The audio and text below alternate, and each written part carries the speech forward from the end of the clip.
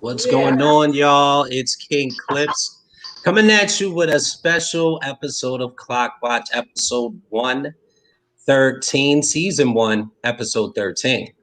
And you know how we like to do it. We like to go around the clock and give the panel and everybody a little chance to introduce themselves. And I am going to start with the birthday girl. Chrissy, it's your birthday. Yes. Hello. What's up, everybody? I just first want to say thank you to everyone on the Clock Watch page who showed love to me for my birthday. Everyone who also showed love to me on my page. You know, it takes 2 seconds to drop a happy birthday. And many of you did it, and that really means a lot to me. And I try to make sure I touch back with each one of you. So thank you very much. 42 is showing to be a really good, promising year for me. Thank you for tuning into last night's Power P podcast. Make sure you tune in every Monday night at 9 p.m. Eastern Standard Time for that. And as well, don't forget our Sunday and Tuesday podcast here, 9 p.m. Eastern Standard Time. And don't forget to go to our YouTube channel, like, subscribe, comment, share, tell your friends to tell their friends, and let's get it popping. So now I'm going to go ahead and send it down to Lady E. What's up, everybody? I'm Lady E, and I am in Tampa, Florida, and so glad to be here tonight with you guys. Thanks for all your support and all your posts and comments and everything that's going on in our group. I love it. It's amazing. And, you know, Power P, we had our second show last night, and it was a very, very good show. So if you missed it, don't forget to go back and watch that. It was an amazing show. And I mean, all of our shows are amazing, honestly, just, you know, putting that out there. So don't miss it. So yeah, like and subscribe our YouTube channel, and thank you everybody for being on tonight. All right, at that, we're going to pass it to someone we haven't seen in a while, Chris Dowles. What's going on? Hi, everyone. Thank you for welcoming me back. I've been dealing with some issues having my grandmother in the hospital and a couple other things. So she's out of the hospital. She's a doctor today. So I'm praying that she stays healthy because I am not ready to let go of my grandmother, especially in 2020. This is a rough year, I think, for everybody. But I'm happy to be on the show. Everyone, please continue to tune in to Clock Watch. And if you have any questions, just let us know. We're going to answer whatever we can answer in here. Absolutely. And right now, we're going to give it to none other than that lavender brother, Black Earth. What it do, Clock Watch. It's 2117, Black Earth here in the building. One of the hosts for Clock Watch. We're going to get it popping tonight. Welcome, everyone, back. Appreciate y'all being here. All our fans watching, appreciate y'all. In the chats, I see y'all up in there. And we got a troll up in there. Somebody get that troll off the board over there. We see you. I see where you're coming at. I haven't responded because I saw you over there trolling. Oh my God. So we're gonna keep it moving though. Yo, so check this out. It's King Clips, family man doing the family damn thing, and Black Earth. Something I know you wanted to raise awareness about for a long time now. So I'm gonna give you the floor, okay, brother? Here you go. First topic of the night. Let me get the move straight. Let me get the lighting. Get the lighting. Go ahead, brother. Do what you gotta do. Get all my features over here. I mean, how long did he have to get all that ready? I'm just saying. You're on the clock. You are on the clock. You on the clock, man. What's going on, brother? Sorry, I hear a frog talking. You know what I mean? Like somebody's on the frog. They need to leap. They need to leap right now.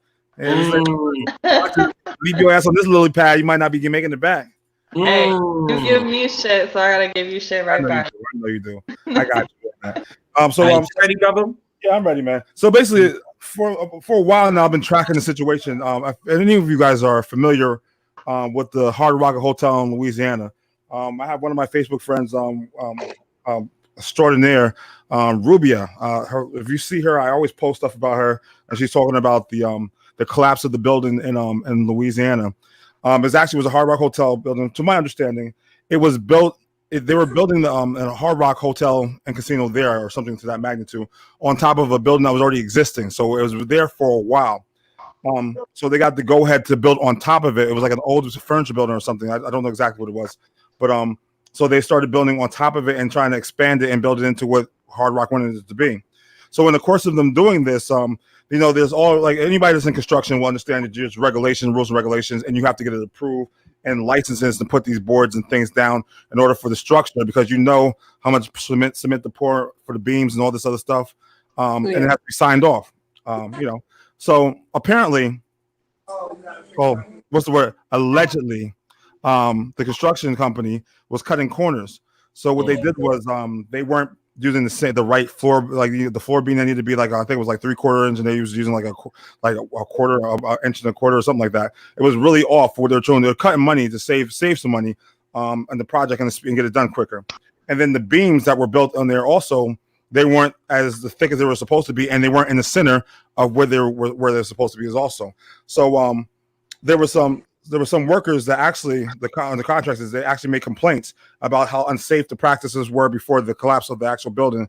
And one of the guys filmed the video of how if you look back, this actually happened on October 12th of 2019. So it was like he was showing that the beams in the building were bending, or like they were buckling, and how it was unsafe for them to even be in this building at the time. But everybody else is like, oh no. But anybody that's in construction know that the state has to come and sign off on anything. As you build each platform you go, an inspector has to come and checks the building and get sign off on it. Okay.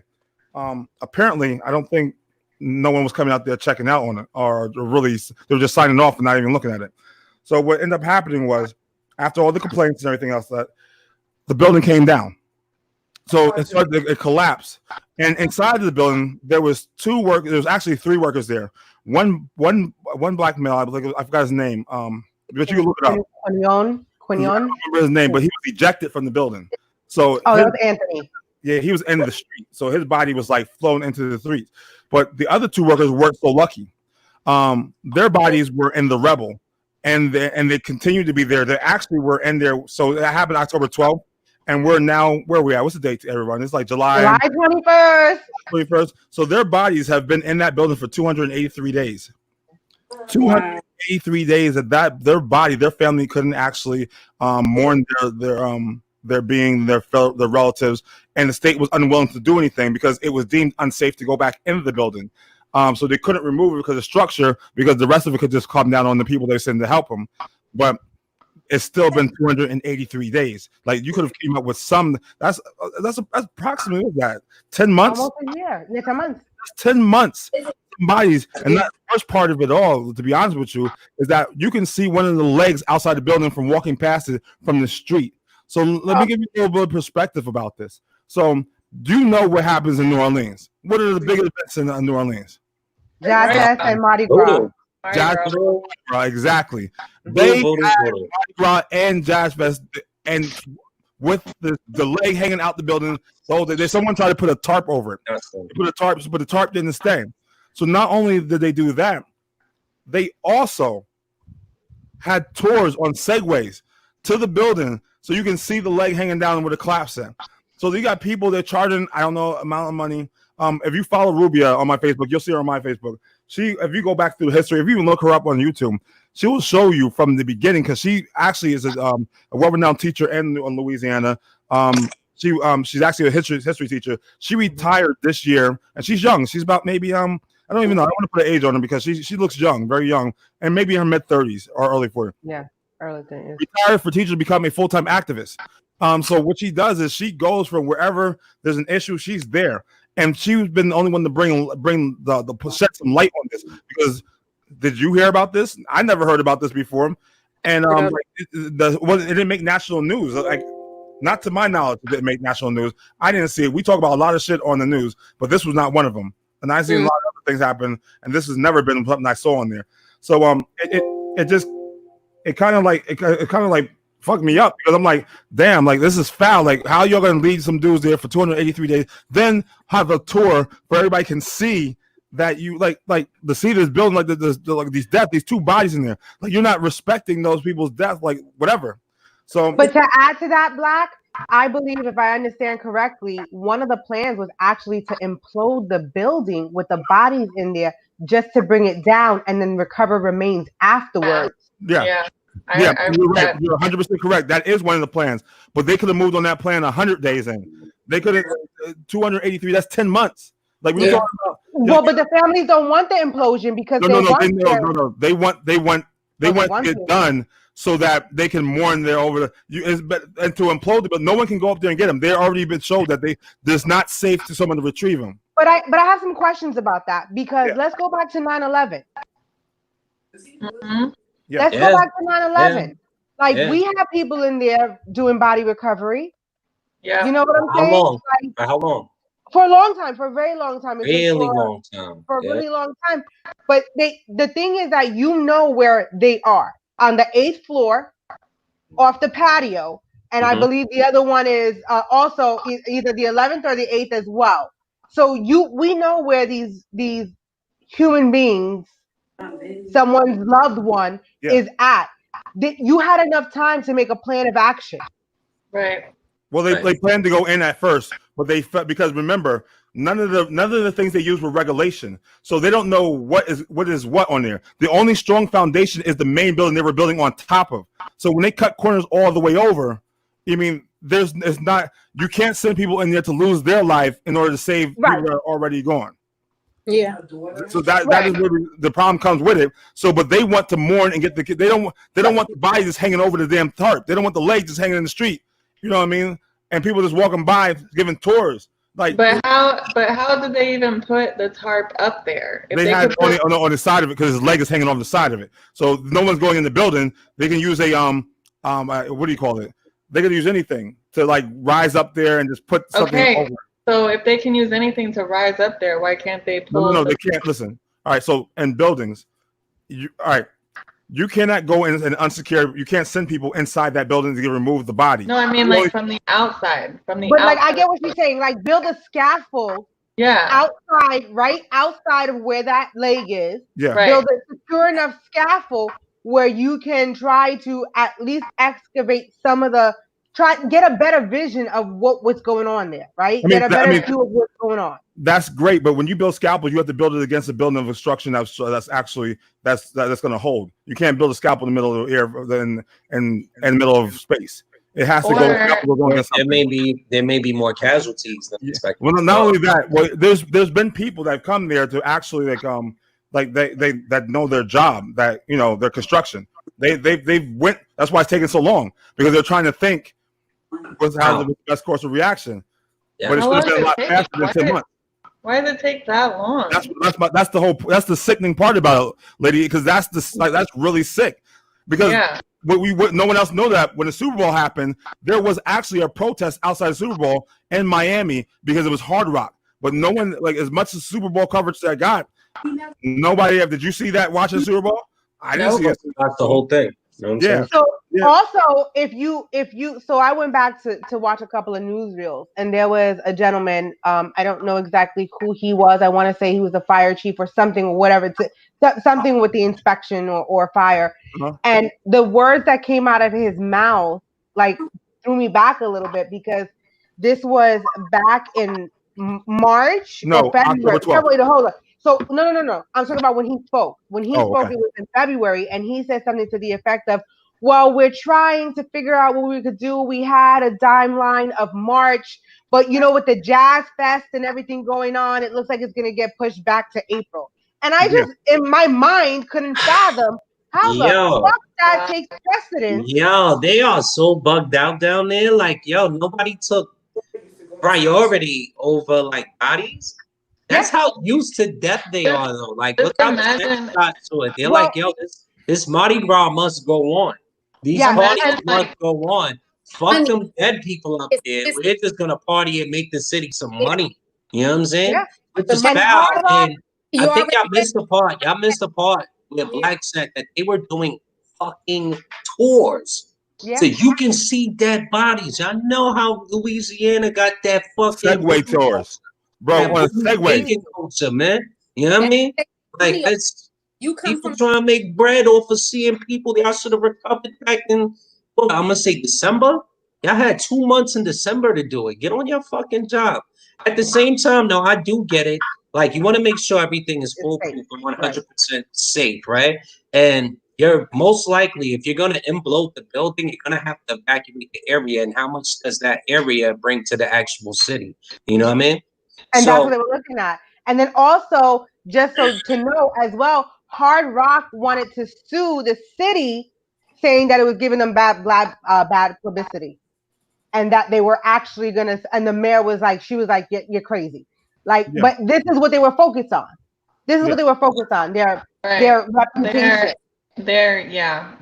You're correct. You're all correct. I just want to give the shout out to Ruby Garcia because it is that's who stayed on this from day one. She gave these people a voice when they were voiceless because there were a lot of immigrants. So when the immigrants are coming forward, no one's paying them any mind. And she's a Caucasian woman she gave up her time and to march on on behalf of these family, communicating the family. She made us know what we know about it, and we still don't even know everything about it. And she got 2 felony charges. She obtained 2 felony charges on it too. Yes, protesting for protesting. Yeah. Wow. She also flew out to when oh boy, knee to his neck.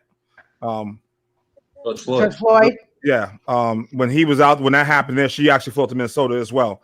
She goes where there's a problem because she's a teacher by heart, and she wants to teach the people and be involved. And she wants to make a change. It takes one person to start a change. Hopefully the rest of us just follow. You know what I mean? It's just crazy. Can we get her on the show one day? Maybe. She's big time now. Now, like, listen, I tried this for she's got like 100,000 some odd viewers. Like, people more than that. Like a couple of months ago, I was talking about it, but now that's going to be like you'll probably have to get in touch with her agent or something. Yeah, because she's lined up all across. But I'll give it to old Boy Scouts. I'll go try. That's not an issue at all. I'll always throw my hat in the ring, as they say. Yeah, well, check this out. We're going to move on to something a little lighter than that. And thanks for bringing awareness to that, Black. We appreciate that. I think the world needs to know about those kind of issues going on, especially 2020, man. So let's talk about 2020. Before you do that, let me say something. I failed to mention the gentleman that one of the actual workers that was on the site that made the complaints and filed the complaints. They actually deported his ass from the United States and sent him back. And he was the one that had the video, who recorded the video. They fired him and then deported him from the States. Wow. Big bank, yo. Big bank, bro. Yeah. So I touched up on that. Go ahead, Clips. Big bank makes the rules, man. And it's fucked up how corrupt it is. You know, it ain't really freedom or the land of the freedom war. But all right. Shit. There has been a lot of bad to come out of 2020. Yes. Has there been any good? I don't want to talk about the bad right now. I want to talk about the good things that have come out of 2020, if any. And to all of viewers, please leave a comment. We're more than happy to interact with you. And right now, I'm going to give it to a voice we haven't heard in a while, Chris Styles. What good for you has come out of 2020? I've had some good things come out of 2020. My bank account got heavier, so that's always a good thing. Big up. It was a big year financially. It's put me in a different bracket, creating other businesses, a huger savings, as well as paying off a lot of high debt. So that was a big deal for me as far as financial. So I'm good on that end. That it's been a good year for me with that. And the show, branching out, doing things that I might not have been comfortable with doing before. I'm a lot more because you have so much negative that is putting people in a space of like, let me live my best life. If this is what it's going to be, let me jump out here and enjoy the best of whatever I got left. Rather it's paint my living room. Let me paint I did a lot of housework, that I would have thought would have took me a couple years to do. I just took every day after work going to get certain things done and just focus. So those were a lot of big things that happened to me this year. Listen, happy birthday, Chrissy. Thank you for your take on that, Chris Styles. And right now, I am going to pass it to the birthday girl, Chrissy. So, good in 2020. And I have to say that we have seen progress in the Black movement, okay? We have seen across the board chokeholds being taken out of a standard practice with police officers, okay, across the board.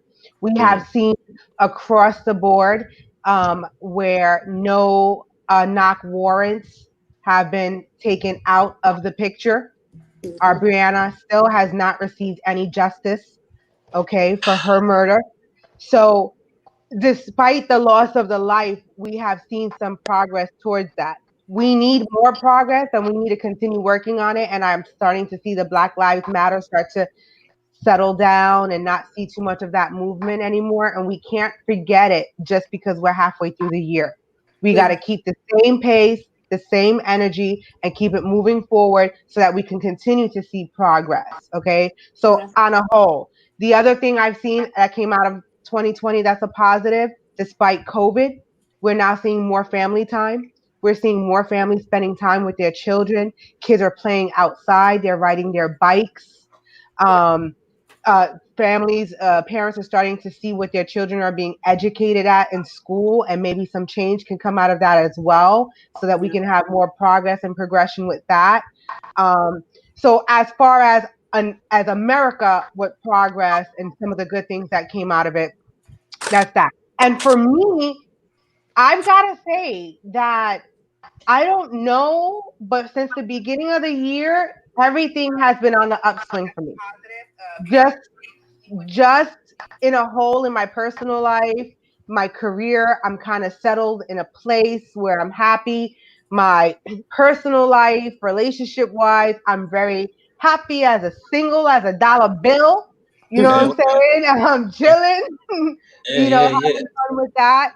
And I gotta say, I am super happy with the podcast. Like, you guys welcomed me in and brought me in, and it's now you guys are family, and I look forward to the Sunday, Monday, Tuesday. I look forward to that. So these are just some positive things that happened for me.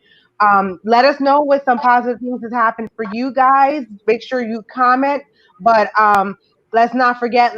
Let's keep moving forward, and let's look for progress. Yeah.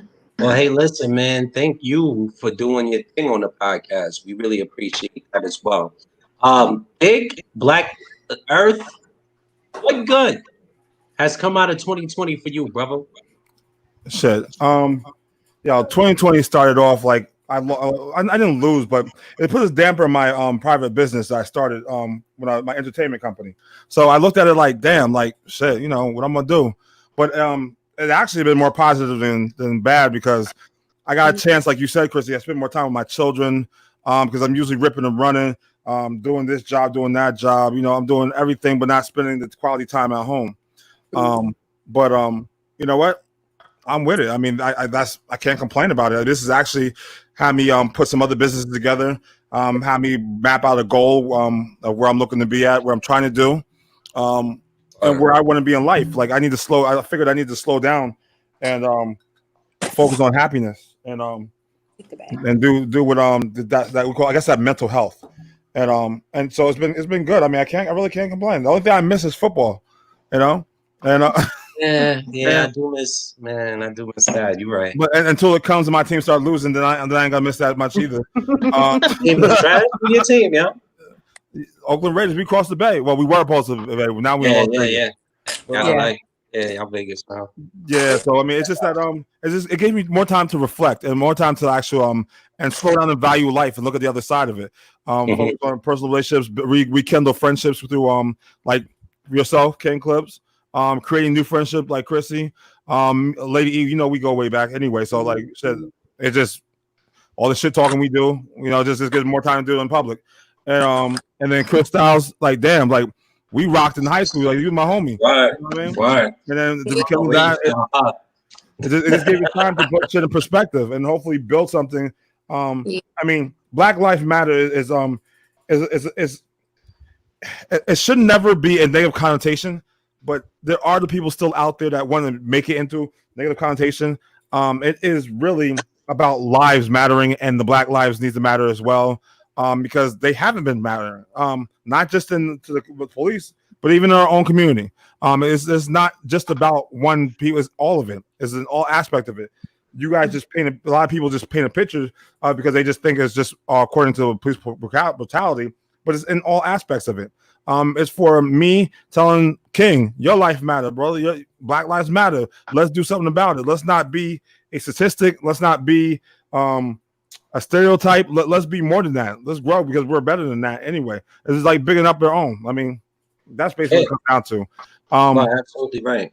Yeah, so that's basically all. That's really all I say because otherwise I'm just be mumbling to just keep on. No, man. Speak your truth, brother. This club. It's just cool that because I don't think we're where we need to be at, but at least that we're having the conversations and it's starting the conversation, whether they be negative or positive. It's the conversation that needs to be had. That's the most important part of it. It's not about what you believe inside. Is that we're actually having this conversation without a race war breaking out on that shit. You know what I mean? It's like we're finally bringing a lot of people to the table saying that, you know what? I understand that. I didn't understand it at first, but now I have a different perspective of it because life is all about perspectives. Whatever you choose to believe or something like that, it may not be what it is in reality. It's because your mind has been trained to believe that is your reality, which is not the reality. If that makes any sense to y'all, you know what I mean? Like right. You're the main character of your own story. That's correct. You may not be able to see someone else's perspective, bro. Those are exactly right. All I need is a moment of your time to open up your mind to possibilities. And if you see the other possibilities of it, you can see why certain Black men, like, listen, I'll tell you a quick story. I was doing 100 or something on the motherfucking on the turnpike. The cop pulled me over, and I'm like, oh shit, I should never have to be fearful of when I'm getting pulled over. I was speeding. Yes, I own what I was doing. I was breaking the law. So when he came up to me, I felt that I had to put on a voice or something like, "Hi, officer. What's the problem today?" Like I had to put on that voice, and I'm like, he's like, well, I caught you were speeding. I'm like, oh, I did not know I couldn't do that. Like, not in that aspect of it, but still in the respectful manner. Like, no, please don't tell me you said that shit. I didn't know. I hit him with Dave Chappelle, bro. So the thing about it is, but my next statement after that, he was like, do you have your license registration? And you know what I told him? No, because I'd rather you give me a ticket for not having that than me reaching into my pocket and then you think I'm reaching for something and you get shot. So I'll take the tickets of not having. He's like, you sure? I said, you know what? I do have it, but I'm not gonna reach in here and grab it for you. I don't want you to mistake it or think that I'm doing something that I'm not supposed to be. So he was like, well, I'm gonna go to my car and get in there. You put your hand outside the window when you have those to retrieve that information. So and I'll come back to it. So he walked to the car. I grabbed all this stuff up because I had all my shit because I don't go anywhere without it. You can't whatever. But I'd rather take that ticket than versus take them bullets. So that was very smart of you actually, and it was very respectful for the cop to do that too. Yeah, well, I mean, yeah, because he was a good guy. Don't get me wrong, he was a good guy, but you never know when they can be. Because they start off being good. You say the wrong shit. It's the wrong road. So he came back there. I handed him stuff. I was like, "Yo, officer," I was like, "Here's the stuff." He was like, "Oh, I ran your stuff and everything. You're all good to go." But yo, I caught you, man. All over there. You're going to do 100. I'm like, "Yeah, man." I was like, "Yo, I had to use the bathroom." Yeah. And I was like, he was like, well, I understand that, man. I truly understand that. But the next exit is about 8.5 miles. I'm like, the New Jersey Turnpike, yo, fuck them. They need to put. So then after a while, I said, well, thank you very much. I said, yo, I understand I was speeding. I apologize. He said, well, you don't have to appear in court. I was like, good, I will pay it as soon as possible, sir. You have a good day, and thanks for saving our life today. Yeah, you killing me with that voice, big. But that's what I did. That's why I had to come off. I had to come on non-threatened. That voice. Yeah. Something really quickly to kind of like piggyback a little bit. I'm sorry, y'all. But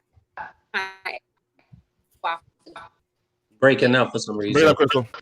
Breaking up. That was very Crystal, you're breaking up. Can't hear you. All right, well, who else is going to speak on? All right, yeah, we're going to get to Lady E right now. Okay, hold up. Are you back? Are you back? Now we can't hear you still. Can you hear? Oh my goodness, let me come in. Hey, God, I'll let you go, Lady E. Can you understand the words that are coming out of my mouth? right, lady. I'm gonna let King Clips go first. Okay, sure. All right. So the good things that have come out of 2020, I taught my daughter how to ride a bike.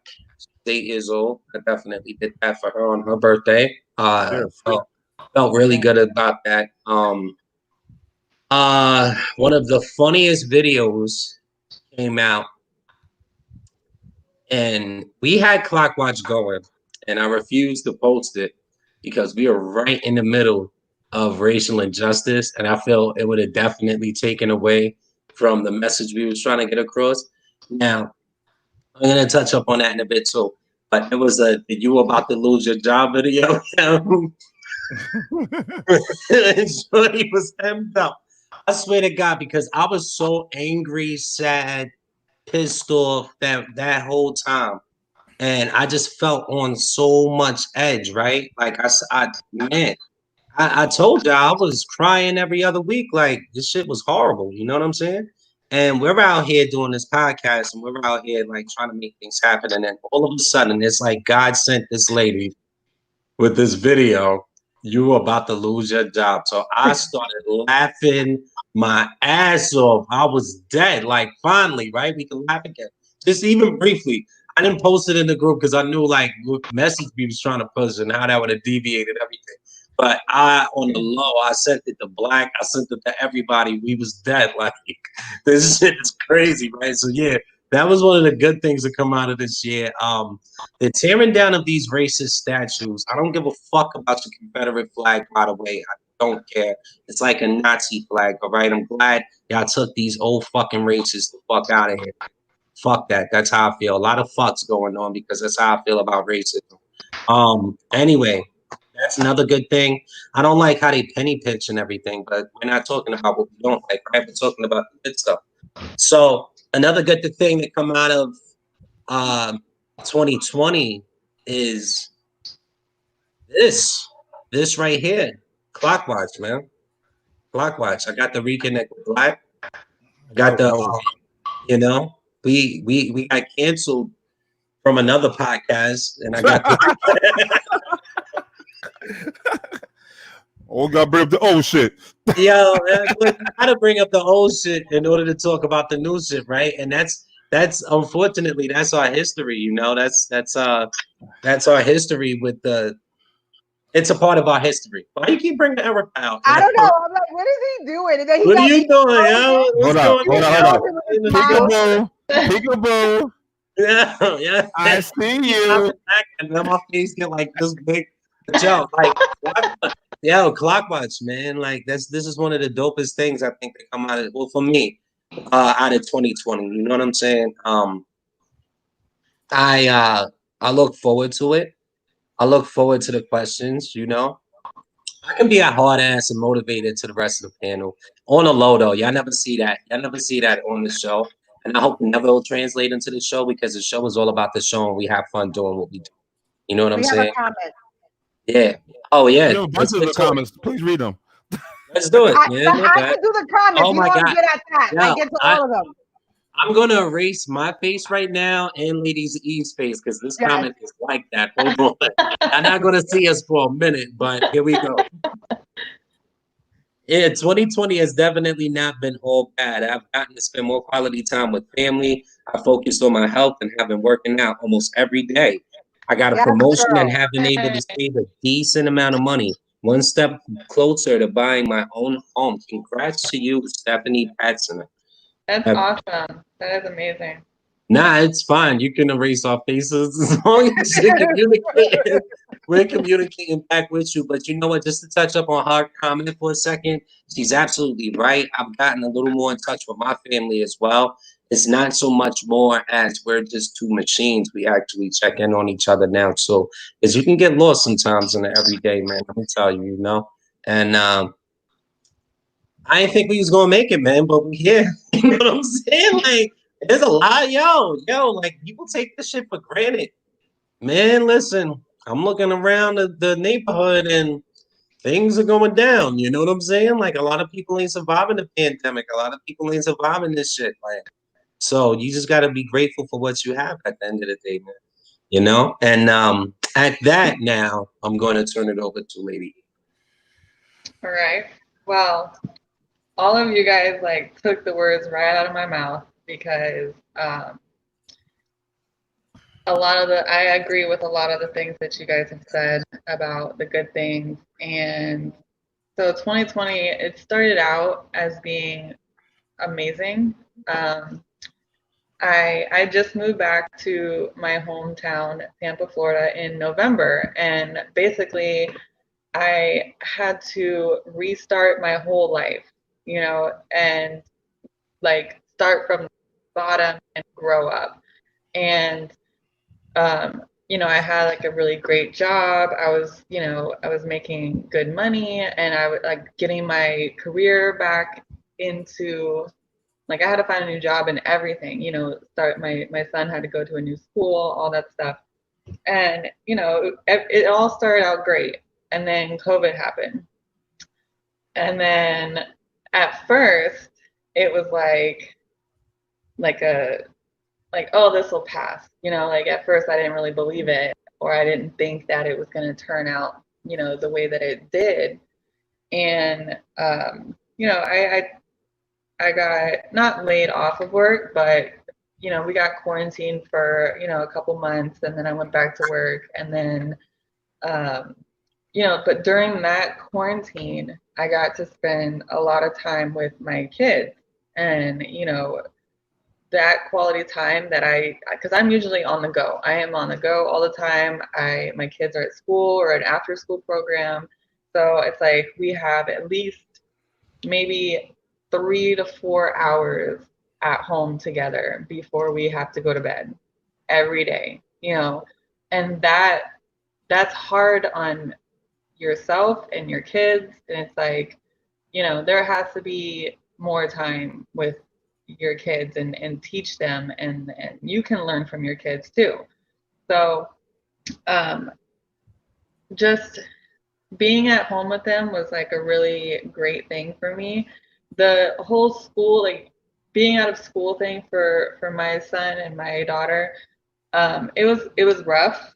It was rough, but I mean, I do appreciate how I learned so much just from, you know, being able to teach my own kid, you know, and like learning how they learn, because you don't get to see that at school. You don't get to see what they struggle with or what they, you know, what they need to do. So I think that was a very good thing for me, even though it was like very stressful at the time. But it turned out really good. And then also I learned about a lot about myself. You know, I went to school for a specific career, and that's what I have been doing for a really long time. And when COVID happened, it was like all that was shut down. A lot of people were able to work from home or still do things with their job and still get paid and all this stuff. And with my line of work, because I work in kitchens and catering companies and I'm a chef and all that stuff, like we had to like basically just stop everything. Like I could not work. So that made me realize that I need to find something else. Like I need to focus on other things. I'm very qualified to do a lot of other things, but I haven't done that. And I think um, being forced to have to do it just to provide for your kids and yourself and pay your bills and stuff, it brought me out of my comfort zone. And so that was a really good thing. And I have been doing side jobs, you know, getting paid with cash daily, you know, just finding other ways to earn money. And I think that is very important for people to do. And also, I also started taking classes to become a counselor so I could help other people. And that, you know, that's something that I could do anywhere, anytime, you know, phone conversations with clients or meeting up with somebody or whatever the case may be. But that's also something that I was very, very passionate about. And I actually had the opportunity and the time to go forward with that because before when I was working, you know, 50 hours a week, I wouldn't have had time to start taking classes and doing all that stuff. And now that I have the time, I'm like, this is great. I've been wanting to do this for years and now I can finally do it. So yeah, so it hasn't been all bad. I've met a lot of great people during this pandemic. I feel like it's brought a lot of people just with like Black Lives Matter movement. I feel like a lot of the people are coming together more now and, you know, uplifting people and just with Clockwatch, really, because this started in 2020. And I would have never even thought about doing anything like this. Like I was so against podcasts and I hated them. And just Black actually came at me and was like, hey, do you want to be on a show? And I was like, I don't even know what you're talking about, but sure, whatever. Yeah, I'm gonna tell you like this, man. Mind control. That guy up there on the top left, not for nothing, he put a lot of work into this behind the scenes. You know what I'm saying? Like he gave us all a voice, really. You know what I'm saying? I never thought in a million years that I would be in the public eye again. You know? Right. Yeah. Like I used to do my rap thing, and you know, when I started focusing on my family, I was like, hey, listen, that's just gonna be it for me for the rest of my life. I'm just gonna do that. And I had no idea until I caught him on the other podcast, and he was like, yo, he was going through some things over there. And he was like, yo, can I recruit you, brother? And I'm like, why not? I'll watch the podcast anyway. Like, absolutely. I'll be in your comments talking on that. You know, this is before I actually like met E, and there was a couple other characters on the show too that I got to connect with. And let me tell you, it's been one hell of a ride so far. A big up to him though, big up to Black, man. You know what I'm saying? Because he Must be TJ. he damn sure did shout out to Black. Absolutely, man, because you know, this guy's the glue. He definitely was the glue that put this whole plan together, man. And Black pulled me out of my comfort zone because when I first moved back to Tampa, you know, I was focused and driven on what I need to do to get my career, my life started over again. And when Black came to me that day, I was like, well, I don't like speaking in front of people. I hate it. Like I clam up and I get nervous and I'm like, it's like crazy. And then once I did it for the first time and I was like, wow, you know, like people actually listen. I was like, people actually listen to what I have to say. Yeah. But it was so new for me. And like I had this like adrenaline rush basically. No, you seem like a pro. Yeah, you seem like a pro. I didn't know that you were shy. What? No, I took a speech class in college, right? I had to too. And the whole time in speech class, I was like sweating. My palms were clammy. Like I can't hear you. And like that just made me even more like nervous. And I was like, oh my God, I don't even. I actually failed it the first time. I had to take it as an elective. So I had to take it a second time. And now it's like, just put me on a podium and I go. Like, it's not even like, this is my arena. This mouth goes and don't stop. So. But see, I can talk in front of people. I can talk in front of like a group of people, like a tiny little group if we go out or something or whatever. Like I can speak to like a few people. But if I was going to speak to like all of our viewers and I could see all of you guys at the same time, that would freak me out. I'm good with that. But you're pretty good at doing it. You think it's more of like a live thing? Like if people were in front of you and had to listen to you talk, would that freak out? Like say we had a live studio audience. You know what I'm saying? Would that freak you out more than us just doing this in front of the computer? Oh yeah, definitely. But I would Especially still like, do yo, it. check. I would You still got do Power it. P. You got Power P on Monday. It's just you and the girls. Like, you got to run that. You and Chrissy. Right. I mean, if I had to do it in front of a live audience, because we've already been doing this for like so long, and people, I feel like viewers know me already, you know, and like the real loyal ones, they know me and they know all of us, and I would feel comfortable with that. But Honestly, just to touch up on that, and then we're going to keep it pushed. I feel like as an MC, you feed off of the crowd's reaction. That's why we always trying to tell y'all to comment in the, you know what I'm saying? Leave a comment. But who cares who's live you on? If you're on stream, y'all, we're going to pick you up. Comment, because as an MC, man, when I look into the crowd and I know that they feeling that shit that I'm kicking, it gets me charged. It gets me motivated. That's when y'all see me coming out of pocket sometimes, even on the show. Like when y'all see me with the funny ass comments and I put y'all on blast and we having an actual conversation with you guys in the comments as well.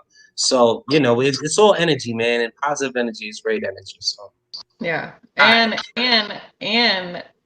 I would have never met you guys if it wasn't for Black. And coming out of my comfort zone and doing something that I was totally against and not comfortable doing. So well, listen, I appreciate each and every one of you. Chris, you've been silent. But that's perfect. She can't hear you, my nigga. Like I'm letting them have their moment. Like I don't want to interrupt. You guys say I interrupt, so I'm not gonna interrupt. Oh, it's your flamboyant today. It's your birthday, girl. This is what you're supposed to be spotlight. It's all about you. I'm counting down. I'm counting down to when I say goodbye. Diana Rose and we the Supremes. I just want to say, yo, thank you for each and one of you guys responding to the bell.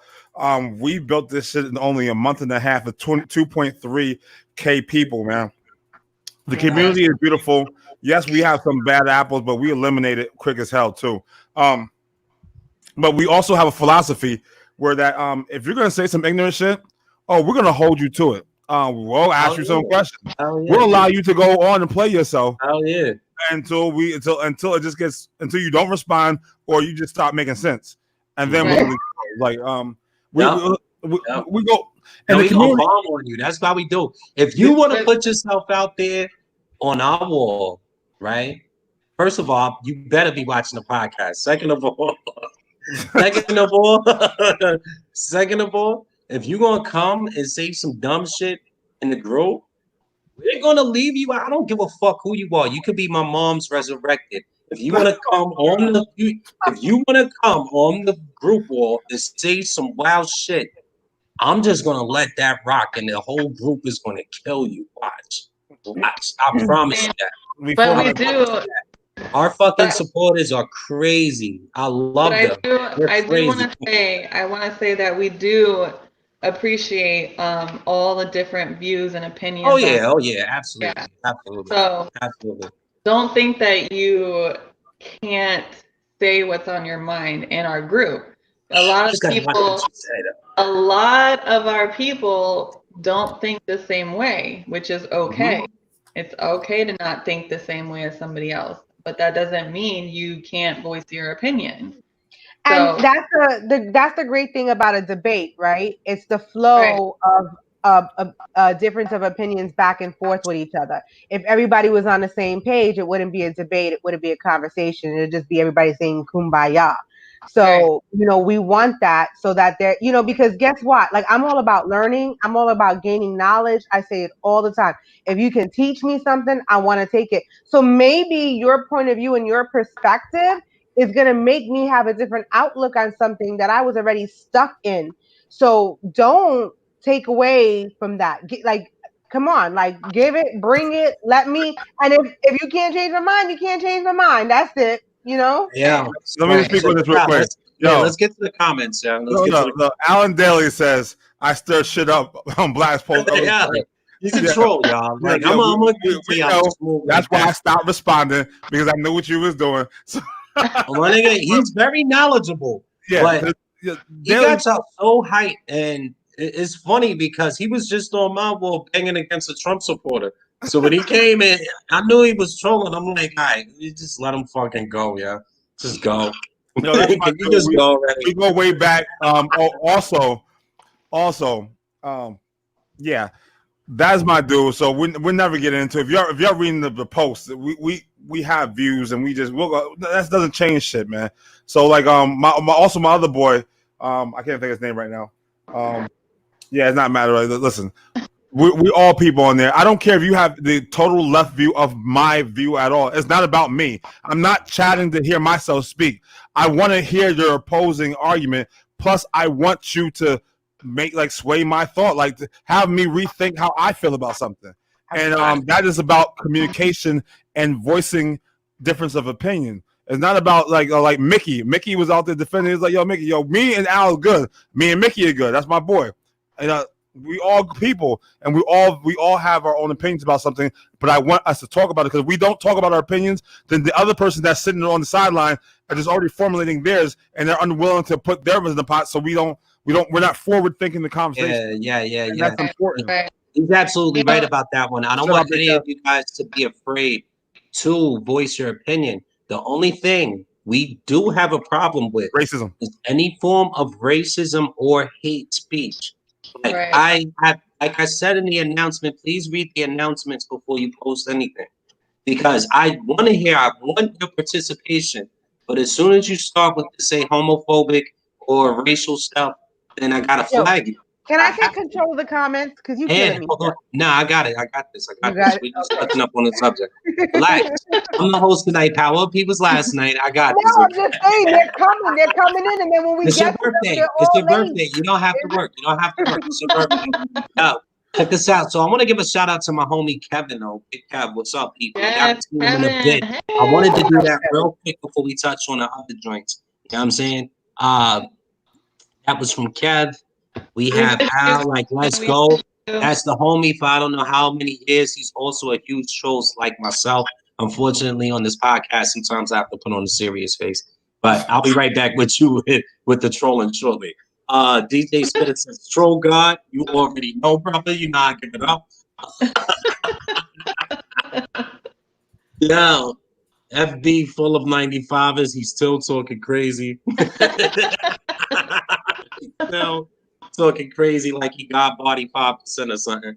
I don't know. She said it's a debate. I don't know, she said it's a debate. Yep, he's absolutely right. He's absolutely right. And then he says, yes, it works both ways. Hey, trying to grow from one another. That's right.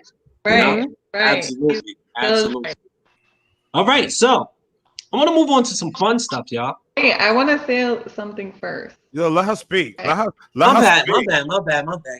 Hey. So sometimes I just be saying shit in the comments just to get people like what? Like questioning me, like what? Yeah, I want to debate with you. Yeah, no, you don't. You never did that. I never You do that. never did that. Come on now. You're lying. Right? But I like hearing other people's points of views, and I just want to say that we have a lot of people in our group right now, and I see a lot of people posting and commenting and stuff, but I don't see everybody doing it. I don't see all the 2,300 people posting stuff. So let me just say that we all know that you're passionate in something. There has something you're passionate about, and you want to speak on it. So this is our Clockwatch group is a platform for you guys to voice your opinions on something that you're very passionate about. Maybe it's something that I don't even know anything about, or any of us know anything about.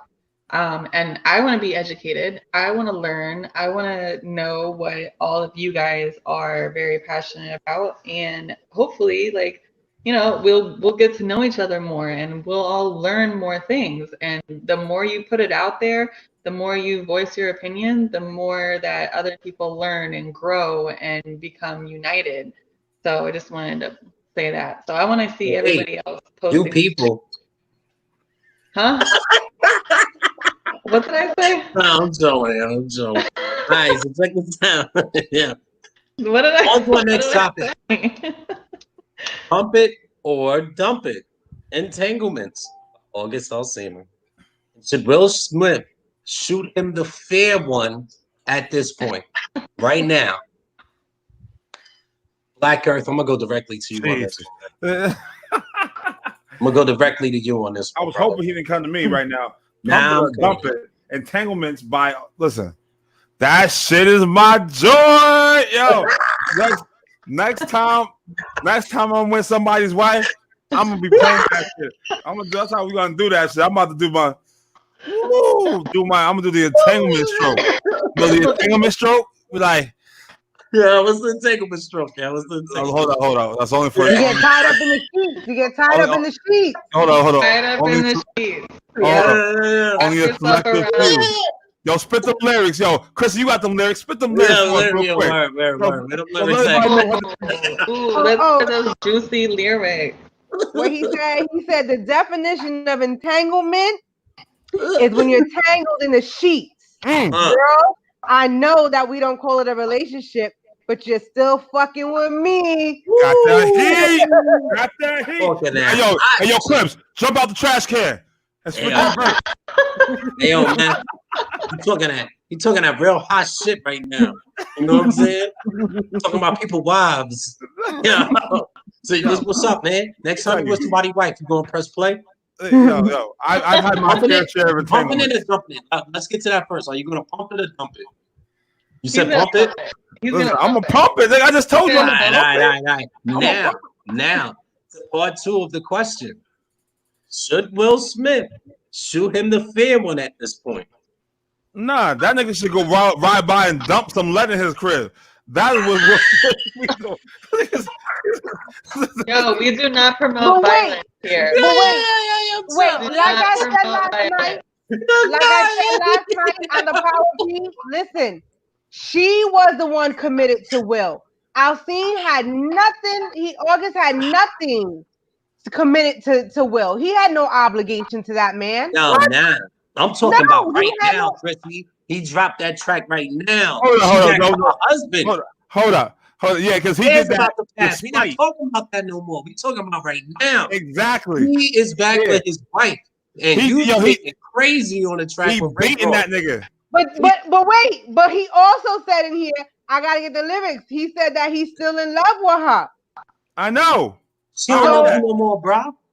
So I don't even think she even loved him. She liked him. Of course, she's gonna be still in love with him. He said, I still love you. Just to because she had that seasoned sesame chicken. Because she is older and she knows how to manipulate and ladies, right, get yourself an older lady. So y'all been to Popeyes before? Who been to Popeyes? No, never. Right, Popeyes has these little sprinkle these packets, right? Yeah, when you sprinkle it on the chicken, and it makes that shit even tastier. So Jada's been sprinkling that shit over her little shit for a while now. And all that thing got caught up in that shit. He was like, yo, that nigga lost his mind. He's like this. No, it's because she's older and she knows what she's doing, and he's young, so of course he's like been around all the young girls that don't know what they're doing or not down for somebody, and all the older women. Young girls don't know the tricks. Them young girls don't know the tricks. She sucked his in from the back. Exactly. Yeah, she definitely. Hey, let me tell you, I told y'all when I was 15 and I had that older woman. And she told me everything I needed to know. I bet you that was August Alzheimer's. That was his. That's why he like, no, I can't let her go. Drop this new song called Entanglements, and I'll get her back. Yeah, right. She not gonna 350 mil, dog. She not going nowhere. Relax. You gotta relax. No. You but gotta I think relax. that meme where it says that Will did a good job on making her confess to the affair on television, so that prenup is out the window. But listen, guys, I gotta get ready to get out of here to finish up my celebrations for my birthday. Where you going? I'm talking. Yeah. That's for me and me to know. Take us with you. Hold up. Via camera. Take us with you. Nah, I'm Chrissy, family I man. want I'm to go doing with family you. thing. Can I go with you? Fuck out of Like here, the Black. podcast. Can I go? Can I go? I want to go with you. Get your Action. fat ass up Another here, brother come on. mouth. But listen, Yeah. I'm pumping that shit because I like the beat. So that's it. Like, and I like the words. It's like it's nasty, it's dirty to Will, Oh, you but like I it like ain't that. Will. But Yeah, I ain't that's Will. wow. So you pumping it? So You I'm pumping pumping it? that shit. Well, hold I'm on. She's the pumping one. Hold on. Yo, Clip. She's the one that keep the. She's the one that keep the X on the side. So whenever she's free, Yeah, she can dip yeah. and She looking dive. foul. She can She dip looking and foul. dive. And she greedy. You saw the podcast last night. I She can know. do it, but you can't. I'm talking She can do it, but greasy. you can't. You can't though.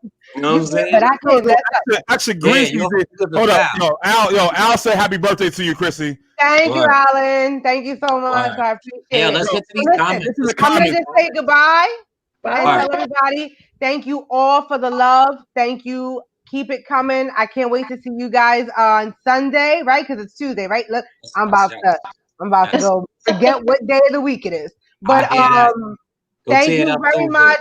All right, have fun. Enjoy the rest of the podcast, and we'll see you. I'll see you soon. Much All love. right. Bye. Bye, happy birthday. Get them birthday shots to me. Hold Thank up. Get them you. back shots in for Happy me, all right? birthday. Wow. Better post them. Not right. She got her Not little, right. hey, yo, she got her little August Alcima tonight. No, hold on. We got somebody else walking in the building right now. Okay. Yeah. Uh-oh. All right, take care. All right, bye, Bye-bye. Chrissy. All right, peace, Chrissy.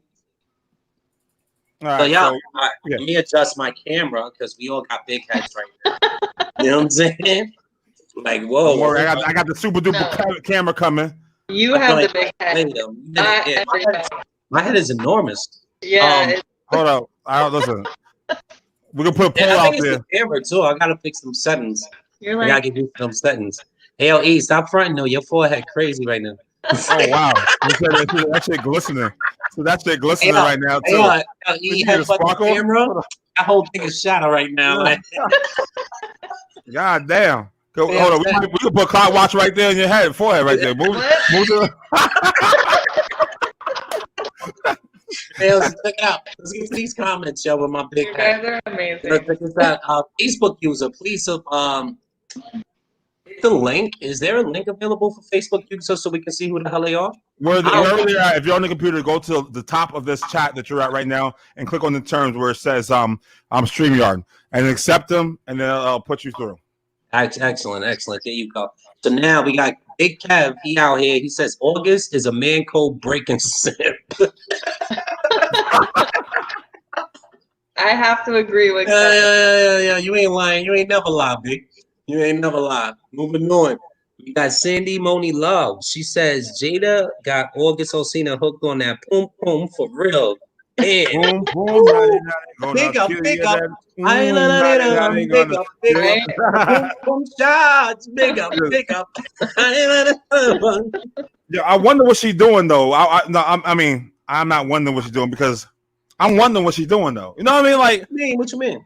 because listen, because it's not even the sexual game because she fucked with his head first because he was already in a fucked up state. Remember that he was dying. He was dying. Yes, his music career was over.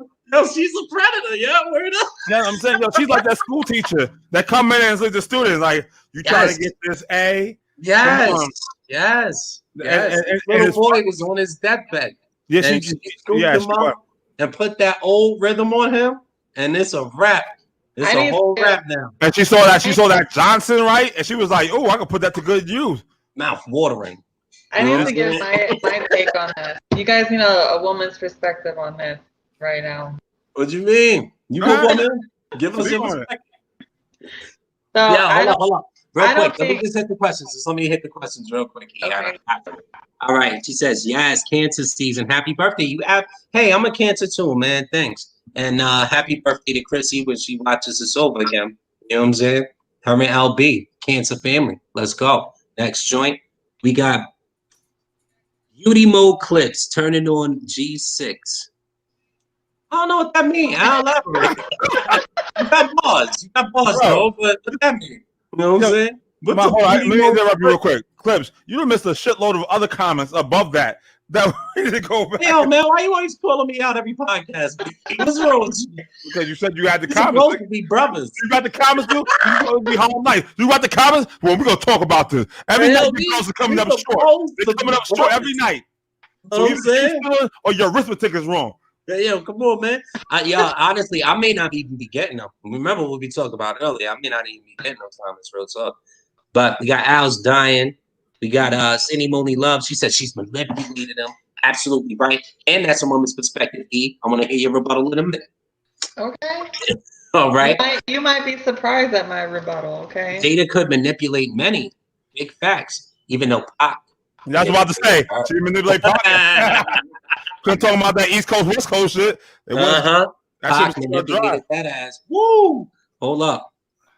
Your camera. Yeah, I know, B. My camera. Hey, I got a big hat, Al. Knock it off, y'all. And then you talk about my head? I'm about to change my name from Flicks to Bump. Look, if you take your hat off, you're going to have, like, a big-ass forehead. What you mean? What you mean? Hey, yo, special pay. Special pay. What you mean, yeah? Yo, y'all got jokes. Yo, leave my head alone. Then don't come at me with that bullshit. He was talking about his big head. Gotta adjust the camera. Yo, why is the S and the F? Y'all roasting me right now, y'all? It's a roast. It's a roast. Yo, why the S and the F, bro? It's like a Wizard of Oz. It's like the Wizard of Oz movie with the big head and the. There's not supposed to be a space between the S and the F. Hey, yo, she was talking to him like King in Menace to Society. That's a fact. She was talking to him. Hey, yo, but come on, black guy, man. Wait a minute, I ain't saying that. Hold on. Why? Yo. Hey, yo, there was a funny ass meme, though. There was a hilarious meme of Jada Pinkett holding dude from Menace to the Boy, her son, from Menace to Society, and it was like Jada talking about August. Oh my god! It's like early picture of Jada and August Osteen. I was fucking dead. Welcome to the show, Montana. All right, I'm back to normal. What you showing us? Hold on, what you showing us? No, my head isn't that big anymore. That's great. I thought. Hold on. He's like, thank God. Thank God. Alexa plate about to go around. That camera doesn't adjust well. No, you wasn't watching the show. Hold on, we got mad questions coming through. So we gotta get the E. So I gave him some direction. Here we go. We got Labs. Ali is definitely active. Shout out to you tonight, bro. He says, "Nah, you good, bro. You lying. My head was all up in the camera." Got him laughing. Here we go. He loves that movie. Stay laughing. That's what's up, man. So E. Shout out to Lucky. What's up, bro? You said a woman's perspective on Jada manipulating little near-death sickly boys. That's what you do anyway. Is the woman's perspective on that? All right, look. Let me just say that all of us do not know the whole story. Oh my God! Here you go with this shit. That's a cop out. That's a cop out. I'm explaining. Can I speak my mind now? Right now? Yeah, go ahead. Speak your mind. I just want to say we don't know the whole story, but as a woman who is very successful and she's confident and she knows what she has, any woman, not just Jada, okay, can manipulate anybody into getting what they want. But also, for me, I mean, I can only speak for me, but if somebody was upset or hurting or whatever, I would try to do everything that I could to try to make that person better.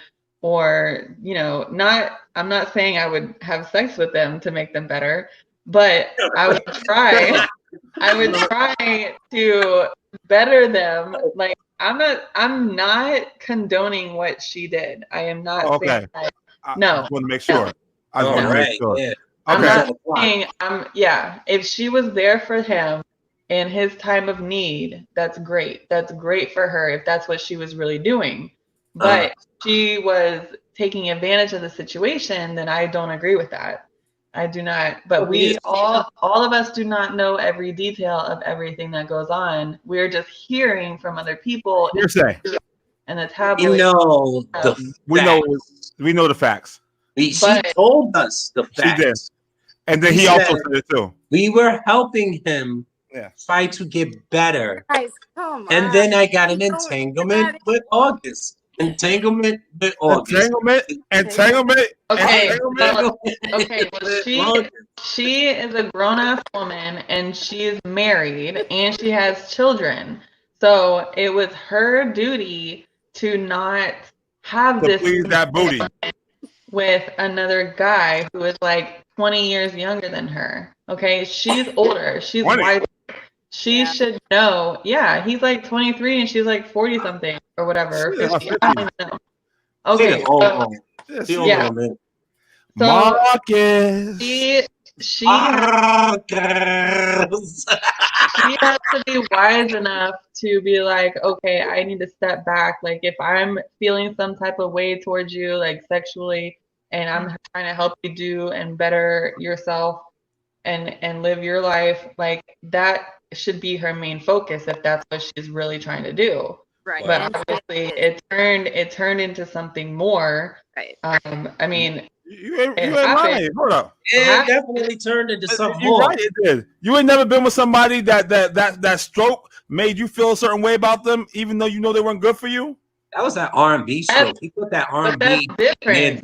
No, it was the same thing, but he never had nothing like that before. But I'm saying that it should have never got to that point. You're right. You are right. It should never got to that point. But she was vulnerable. She needed because she couldn't. She needed to find someone that she could. No, I think they were both right. I'm with Montana. He was vulnerable. She was on a break. He was vulnerable. It happened. Shit happens. He fell in love because she's like older than him and she can do way more things than a 20-something-year-old woman could do. Right. And now he's hooked and he got his feelings hurt and that's why he put out that song. And I feel like that song, like he should have never did that to begin with, but he's young and dumb and does stupid shit. And I'm sure he's gonna regret this later on in life because it fucked up a lot of people's lives just by him doing that. Yeah. But he should have made a song about it. I'm not, wronging him for making a song about that, but I feel like he should have done it. He shouldn't have came out with the whole thing with her.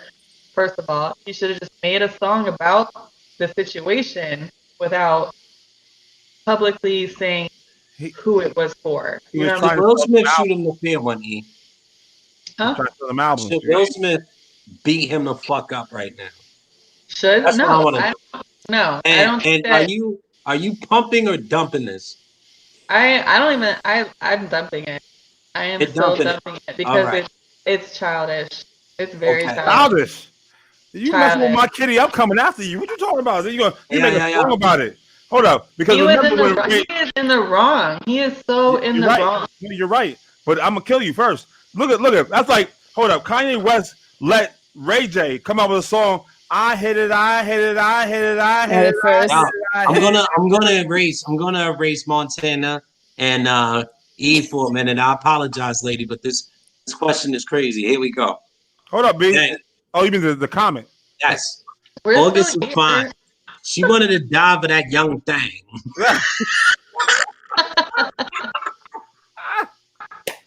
August fell in love, fell in the trap that many do in marriage relationships. There's no rule dealing with a marriage person.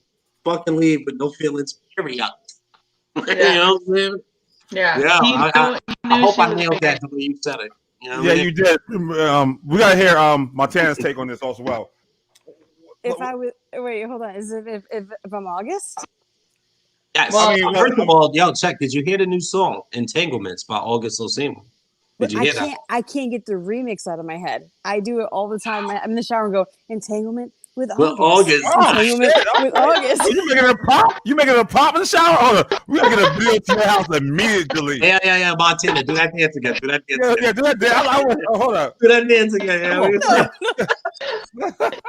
We want to see that dance again. I know that. I didn't know you could move like that. I know you can move like that. All I picture in the gym is someone going, entanglement with August. I'm just the whole time. Listen, Yeah. Now, If I was August him- Alsina actually released a song over the weekend called Entanglements. I heard it. And so are you going to pump it or dump it? If I was him, I'd pump it and No, I'm dump talking it. about you. Are you going to pump it or dump it? Oh, fuck no. Fuck him. No. All right. She took advantage of a child, and if I was Will Smith, I'd beat the shit out of him. My language. Yeah. I'd beat the shit out of him. I mean, I wouldn't beat the shit out of him, but it was like, Oh, nah. I'm beating the brakes off that nigga. Yeah. look, we do not condone violence on Clockwise. I do. Fuck that. You come making songs about entangling my wife? Oh, yo, you made a song. You made a my song. wife How you in her guts? Holly, Are you serious? Holly, be like, Okay, man. but let's I'm not making it this track. let's think about the future of that. Like, if he did that, okay? Let's think about that. He would get arrested, okay? He would Get street cred.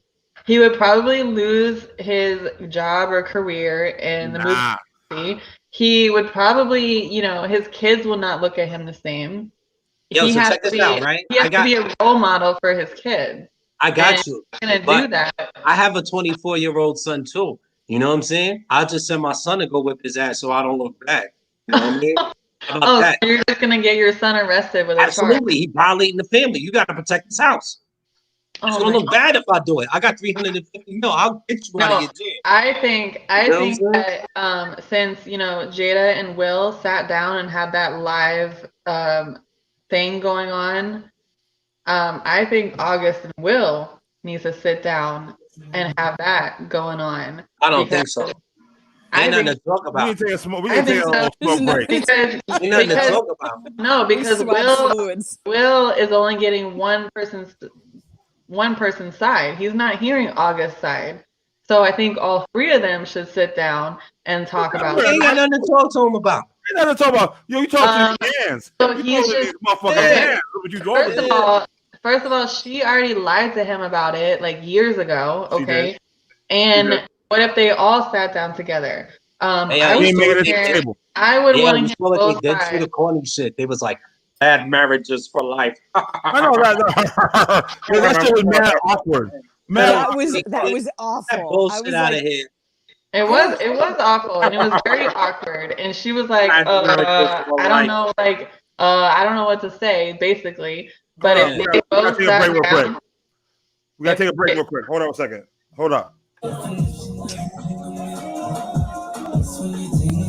Come on, play this song. God damn, y'all. You giving this bitch ass nigga. Let that ride. Hold up. All right, yo. So, let us know you're done. Let us know. Violation. This shit is violation. Their relationship is never gonna be the same. Jada and Will is never gonna be the same. It never will be. No. If they were on a break, like she says that they were on a break. If you were on a break, there needs to be rules to that break, and that they should have discussed that. If she broke the rules. Wait. When you was on your break, did you have a break before in your relationship? No. You always gotta get personal, yeah. You always gotta get personal. I know. The question is, because if you have a break, there is no, when you have separation, there are no rules that you talk about. There's no playlist. They have an entanglement. There are rules. It's possible now. No, because when you have a break with somebody, you talk about what that break means. Like, what do you actually need from this break? Like, do you need to date other people on this break? Do you need to have sex with other people? Oh, that's the break. All right.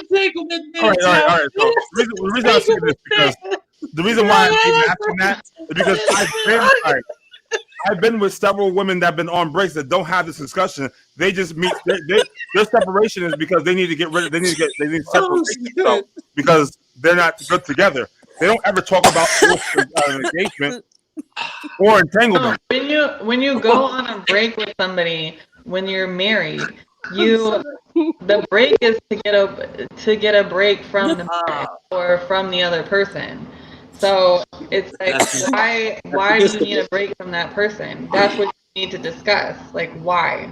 Why do you need a break from me?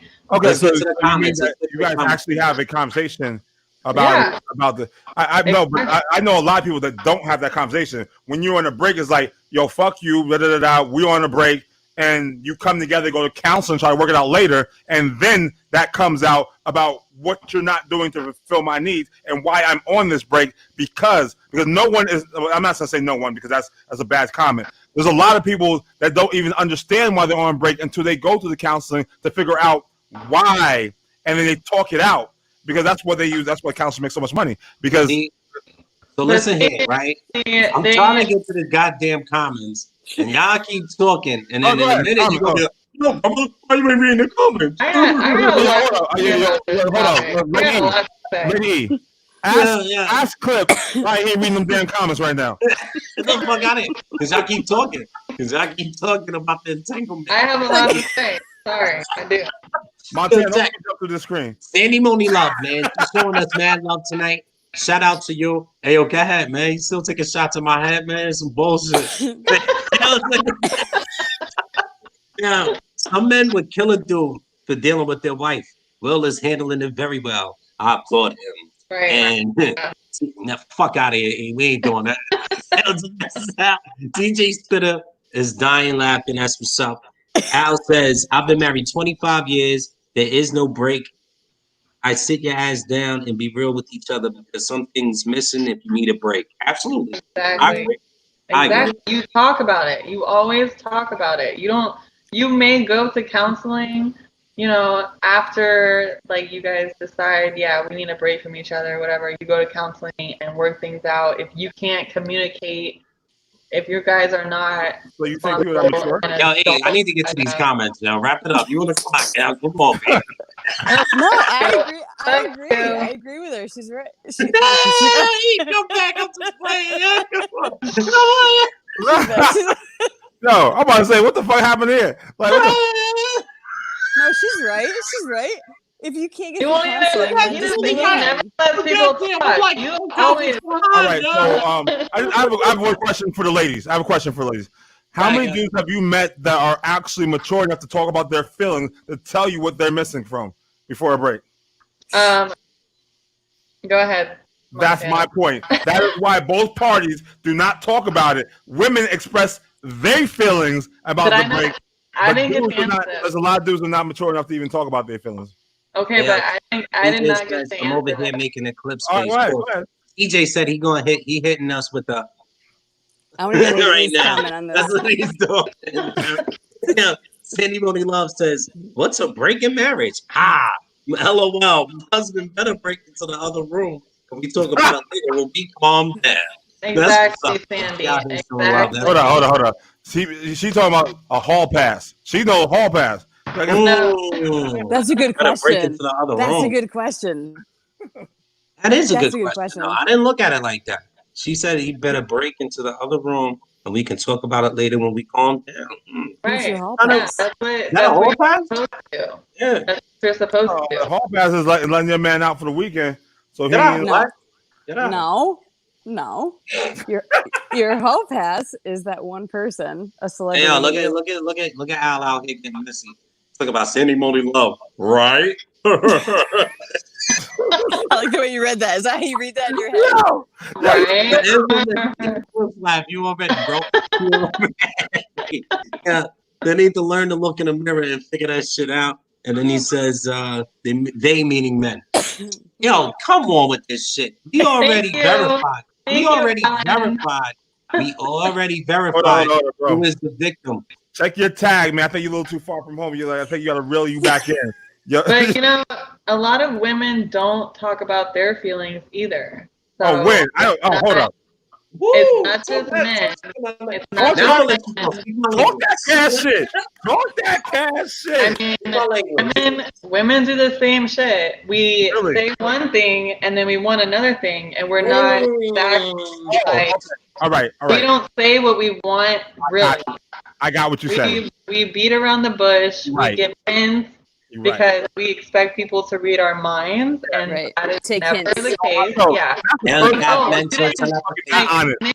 And then you get mad. Women get mad that their man doesn't get like the clue of the hint. Yeah. You know, and it's like, do you expect people to read your mind, or do you have to voice this? Like, you have to say something. Yo, talk that truth. Talk that truth. And yo, on Monday night at 9. Word up. Because that's real shit right there. Yeah, you know what? I'm gonna plug that too, man. I will eat, y'all. But this is a whole different Lady E. We're getting stuff. You ain't lying. I don't know who the fuck you are. All different. So she's speaking my language right now. Like, you know what I mean? Because we don't have I understand men and women, okay? And I understand what men want. You understand men. I do. I understand. Now you lost points. Now you lost points. No, I understand how women think because I'm a woman and I've been around women, but I also understand how men think because I have dated a lot of men and I have been in a lot of relationships, and I grew up and basically all my friends are dudes. So I understand how you guys think and how what you guys from women. I hear you. Hold on. Montana has something to say after that. Montana, what are you going to say? Guys, stop acting like we don't understand how you think. Thank you. We're friends with you guys. You guys are disgusting, foul creatures who think disgusting things, and we're like, okay, we can rock with that. We'll roll with that. We'll be okay with that. I'm a nice guy. King Cliff was like, I'm a family man. I am so full. I'm just saying, like, stop acting like we don't get it. We get it. Trust me, we get it. That's why we're friends with you. We know exactly what goes on here. We know exactly where your head's at. That's some bullshit. That's right? Hold up. Cause we do that nasty shit because y'all let us do that nasty shit. We ain't thinking about that. All we want to do is be at home and read our Bible and find a good woman that Sadie Money Love says, I talk about my feelings every day. Too much. Exactly. Sandy. Thank you. Oh, wow. I don't make it seem like a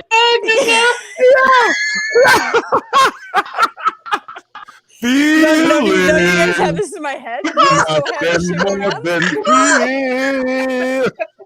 Yo, Hammer. Proper. Yo. Sandy, I have some advice for you. Yeah, hold on. If you want her real advice, Sandy, we do have a mentorship room on the Clockwatch page where she is one of the counselors there. She can give you all those fresh information that she's about to give you live. I don't think Erica is the mentor, and she could definitely help you with that. Yo. Absolutely. My bad for laughing, but you caught me off guard with that one, yeah. You know what I'm saying? Sandy, I am a mentor in the group, so if you want to hit me up and get some relationship advice, I am more than welcome to talk to you about that. I've also had many other people hit me up with the mentorship program, so I really appreciate you guys, coming at me and, opening up yourself to me. It's somebody that you don't even know. And coming at me like that? I love it. Yeah, I love it. It's easier when you can talk to strangers, like going to Catholic church. Right, exactly. It's just my confession. Yeah, I know. It's just like messaging somebody. That was a pot shot. Hold up. What you got to say, Montana? You got something to say? What was that? What kind of shot was that? She ain't trying to hear that shit right now. I know she's not. I was waiting for a response. I thought you were getting spicy over in that corner. Oh. Hold up. Pick up to me. E, where you going? You can't just be running this shit. Oh my! Can I go to the bathroom? I've been holding this. No. Oh my God! Hold up. Cliff, hold on. So now we're gonna invoke our Patreon set to watch her go to the bathroom. It's a fan only place. That's a real thing. Have you seen that? That's a real thing. You want to hear me go to the bathroom or what? Like if you're exclusive one of our fans, you get to witness that. That's on the page. Let me fix it. Depends on the stream. My head is bigger. Maybe it's that. I think all that red is contrasting. Take that. Check this out. Al says, take credit for introducing me to my wife, Clips, because Nicole says what's in her mind. I don't have to code break. Yes, I introduced them. They've been married for over 25 years. So big up to me. Shout out. I call them how I see them. Yeah, and yeah. you look at my head. What's your secret? What's your secret? Oh, me? Not you. I'm the relationship guy. You know what I'm saying? He got 25 years. Yeah. This in the guy, game. though. I want to know what the secret is. Hold on, Black. Shut the fuck up for a second. Oh. King. I'm sorry. I love you. Hold on. King, though. This guy on the treadmill, every time he talks to me was like, my wife, I'm getting married. This is my wife. I love her, my family, my kids. He was dead on. Never once did I ever question his friendship. Once. That's how we knew him and I were friends. Same with my other friend. Great. Right? He loves his wife, and it was obvious right from the second I met him. You know what I mean? That's the difference between a real man and a boy. Talk to him. Just You're doing real man things over here, man. I'm just saying. You know what I'm saying? So you know, like just give you a shout out because that was. If you've never been married, you saying you're not man? Is that what we're implying? Oh, wait, No. Why everything gotta be we coming for the throne? Is that what's going on right No, here? it's just a lot of guys are scumbags, and he wasn't. There's no motive. Some strong words. I'm not talking to you. I'm talking to him. I'm just saying, man. I appreciate that. You know what I'm saying? Giving him a shout out, man. He was a good guy. Yeah. That's why I'm here. Yo, King Lips is that is a dude. That is a good dude. He's a great guy. I'm loyal. I just reciprocate. That's my secret. I'm loyal to you if you're loyal to me, man. You know what I'm saying? If you're shady to me, then I'm gonna be shady to you, and that's just what it is. I mean, that's how life should work. But yo, let's get into our next. Before you do that, Al responded with the secret. Oh, compromise. Yeah, but I mean, I want you to post it. I need you to say it. Because I left it up there. Why you got? See, you always do this. What is he doing? I didn't see it. Every podcast, we need to do that, right? We all saw it. That's right. Yeah, Al, I guess you're correct. I don't know. I've never been married. I've been close. Nah, I saw the peaks in the valley, and I realized that. I said 95% of homie. Go ahead. At that time, I wasn't done sampling. He's done. Just mute him. Hey, yo, let's get to the next. Here comes E. She's back. Finally, my head doesn't have to be so big again. Here we go. I know, right? Actually, she's not. Oh my God, my head is off the chain. Lady E, whoever he is not important. I can't use the bathroom without getting. I know, I can't pee. I might as well just put a catheter in the whole time that I'm, that is disgusting. Why are you talking about that? Why are you talking about Lady E? That is so unladylike. You need to know that our viewers will pay for watch. I'm not a lady at all. So that's a separate podcast. I don't know where that lady came from. Yeah, listen, next topic. Next topic. Kanye West said that Harriet Tubman did not actually free the slaves. She just had them work for some other white people. Yo, I'm voting for him too. That's fucking crazy. You're an asshole for that. You know, I'm gonna be real. Like, you're a whole asshole. I'm voting for that, and I really hope you're trolling. I really hope you fucking trolling. He didn't even qualify. He didn't even qualify in fucking South Carolina. I don't give a fuck. I'm voting for him. Come on, yo. I like them politics. Oh my God. Can I jump in? Go ahead. Yes. My daughter dressed up as Harriet Tubman for Halloween. She Really? wore She wore the blackface? No, fucking stop it. Yeah, I was waiting for that too. I can't hold you. I was like, absolutely not. She wore like did you paint her brown though? Get it out, guys. Go ahead, get it out. I want to say, does she look like ancient mama? Yeah, it's good. Yeah, good. Yeah. Did you use charcoal or did you use black paint, natural black paint? What did you use? Are you done yet? Are you guys done? Yeah, I'm done. What happened? That's funny. It was Harriet Tubman for Halloween? Anyways, she wanted to go as a... You done? For now. At school, they said pick a role model, and she went as her. And she wore my mom's like sewn together communion dress for me, and it looked like Harriet Tubman's like thing, just identical. And she was like all into it. She did a whole speech on it, and she said this woman is like really incredible. And I had no clue who it was. And this is in North Carolina. I don't know who that is. I didn't know who that was. now I know. So there's so many ways we could go left from this conversation, but I'm not out of respect. What? I thought that was good. That wasn't good. Time out, Black. I think I commend your daughter, first of all, for looking up to a Black woman who, from the civil. That wasn't even a civil rights era. That was a slavery era. That made the Underground Railroad and helped free the slaves. Killed a few white people on her way too. She did. And she wanted to be that woman, right? As a role model. Yeah, but kids aren't born racist; they're taught. Yeah, that's 100% correct. She is 100. That's proof. That is proof right there. That is. They don't see. So she's like, I mean, my kids are like, yeah. What? I don't get it. What, he's 10? Yo, Lady E, did you ever dress up as Harriet Tubman for Halloween? I fucking hate you guys. I fucking hate you guys so bad. I'm done. I'm gonna go. No. I was just No, bro. Assholes. Yeah, sometimes you gotta be yourself. She dressed up for Kente. E, you wouldn't do that? Why not? I didn't say I wouldn't do it. It's not because it was a costume. Guys, stop it. She's in 3rd grade. Hold on. Did they sell a costume at Party City?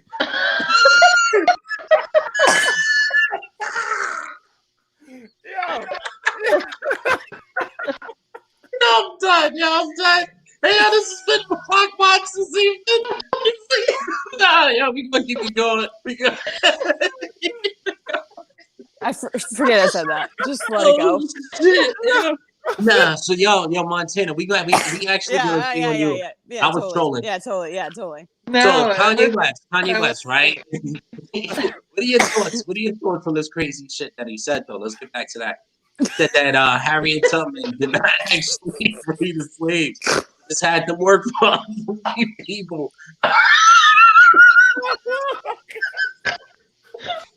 How do you feel about this, though? I need some thoughts and feedback and reciprocation.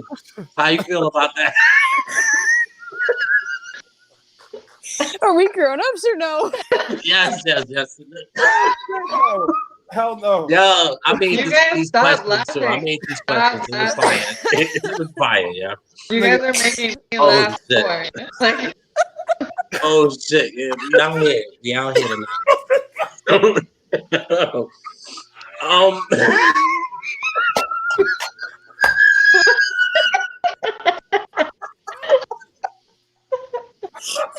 Yo, straight up. Come on, y'all. We valid. Okay, Black, get it together, Black. Let's go. Get it together. Yo, we wilding right now. Yeah, we are on the clock. I can't do it. I can't. Yo. Oh shit. Y'all want to just go to the next You gotta one? give me a minute. That was too much. Was that too much, y'all?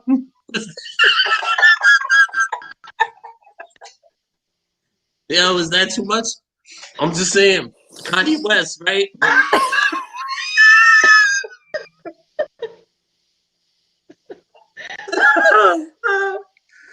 I need you to give me your opinion. All right. You want me to go? Come back. My head is big as fuck. Come on. Hey, yo, come on. Stop it. On, Guys, stop. My abs hurt. Stop. Oh shit. So yo, he did not actually. Harriet Tubman didn't do anything, y'all. That's according to Kanye West.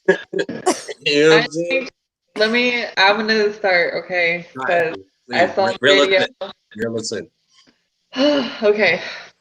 I saw his video, and I also read comments and what they've said about it. People did say that he said a lot of really good and interesting things that he wanted to change or wanted to see happen, which is great. And Yes. we're all like can relate to that. Hold up, what? Kanye did what? What did No, he do? this is like his whole speech, okay? Mhm. Looking at his whole speech, okay? He did say a lot of things that people could relate to, right? But as soon as he said that one thing, nobody listened to anything else that he had to say. Yo. Can I touch up on that just for a second? Yo, I saw a video, right? And it was this girl screaming from the fucking, I guess she went to this rally he was at, and Yeah, she was streaming it on her live. I And saw it. as Yeah, soon as he said that, she said, "Oh no, we out of here." yeah, exactly. Exactly. As soon as he said that, Yeah. nobody listened. She said, "Oh Nobody no, we listened to out." anything else. Yeah, they're like, oh, we gotta go. Like, we have to go. Like, this is not. Yeah, they just gave up on him, man. Like, they probably heard other things and they were like, okay, yeah, I can see where he's coming from. Stop, please stop, guys. Please stop. Now we're gonna get it together, y'all. We're gonna get it together. TJ Yeah, said we on the TJ, clock. TJ we said are on the right clock. now. We having too much Black fun. can't even get it together. He's over He said we there too much fun. dying. We having too much fun, yeah. Hey, yo, Jeremy Stokes says this is the best question of the show since I started watching.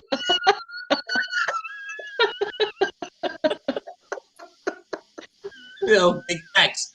Because Kanye West, man, he's running for president. And he said that something he really do is Wait, so okay, yeah. None of us. so first he said that he was gonna run, and then it was like, no, that was an episode from his bipolar thing, so he's not gonna run, and now he is definitely gonna run again. Like I'm confused. wilding. I'm so confused. And then he says that, and it's like, how do you expect people to support you when you say something like that? He's bugging the fuck out. Kanye, Yeah. I'm gonna be real. I'm gonna be real right now. Kanye is doing what Kanye is supposed to do, man. He's got a new album coming out very soon, and we're talking about this nonsense, right? So we don't forget about everything bad in 2020. Even that, though it has us dying, he's a fucking genius. He got us talking about how crazy he is, and he went on a whole Twitter rant yesterday. Oh man, I'm going in on Kim and her mom. And he was like, somebody save me. Yo, my wife didn't do no porn. She did an actual work of art. Like, Kanye is off the fucking chain right now. Yeah, this guy is crazy, man. I'm gonna pass it to Black Earth though, right now. Bro. Oh, bro. Yo. Yo, I feel like the kid in the Willy Wonka fucking. I think that's the hardest we laugh ever on the podcast. I was not. I'm trying not to. I don't. Yo, I had the bubbles everywhere. I had to step back. I had to because I couldn't breathe. That's the type of shit I was like. And every time y'all laugh, please don't laugh, because I'm about to get, I can't.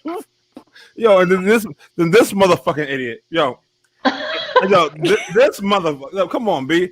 Yo, and he was serious as a motherfucking heart attack because he said he was like, yo, I was watching the clip of that same girl you're talking about, right? He was like, yo, Harriet Tubman, she didn't free the slaves. She had them work for some other white people. Yo, when she was like, yo, I'm gone. Yo, she was like, I'm gone. I was like, yo, I started dying, son. What are they feeding this nigga over there at the Kardashians' house? Yo, they got Okay, hold on. Didn't she take them and she housed them, right? Like she fed them and clothed them, and she got them. What do you mean, like the Underground Railroad? Yeah. Extraction mission. She saved over 300 people. Hundreds of slaves. Yeah. And an extraction mission. Yeah. Over a 10-year span, she saved over 300 people. That's crazy because they would bring them to Philadelphia and then they would close them there and change them into minor citizens there. But like they made it like I don't know if any of y'all saw like the action flick they made for her, Harriet. I want to watch it. I haven't watched it, but that shit is dope. Actually, I watched it. I heard it was fire. Yeah, I heard it was dope. But the shit, see what she went through because she left her husband and her family behind in order to help people come to the north. Then she came back for her husband, and her husband married some other chick.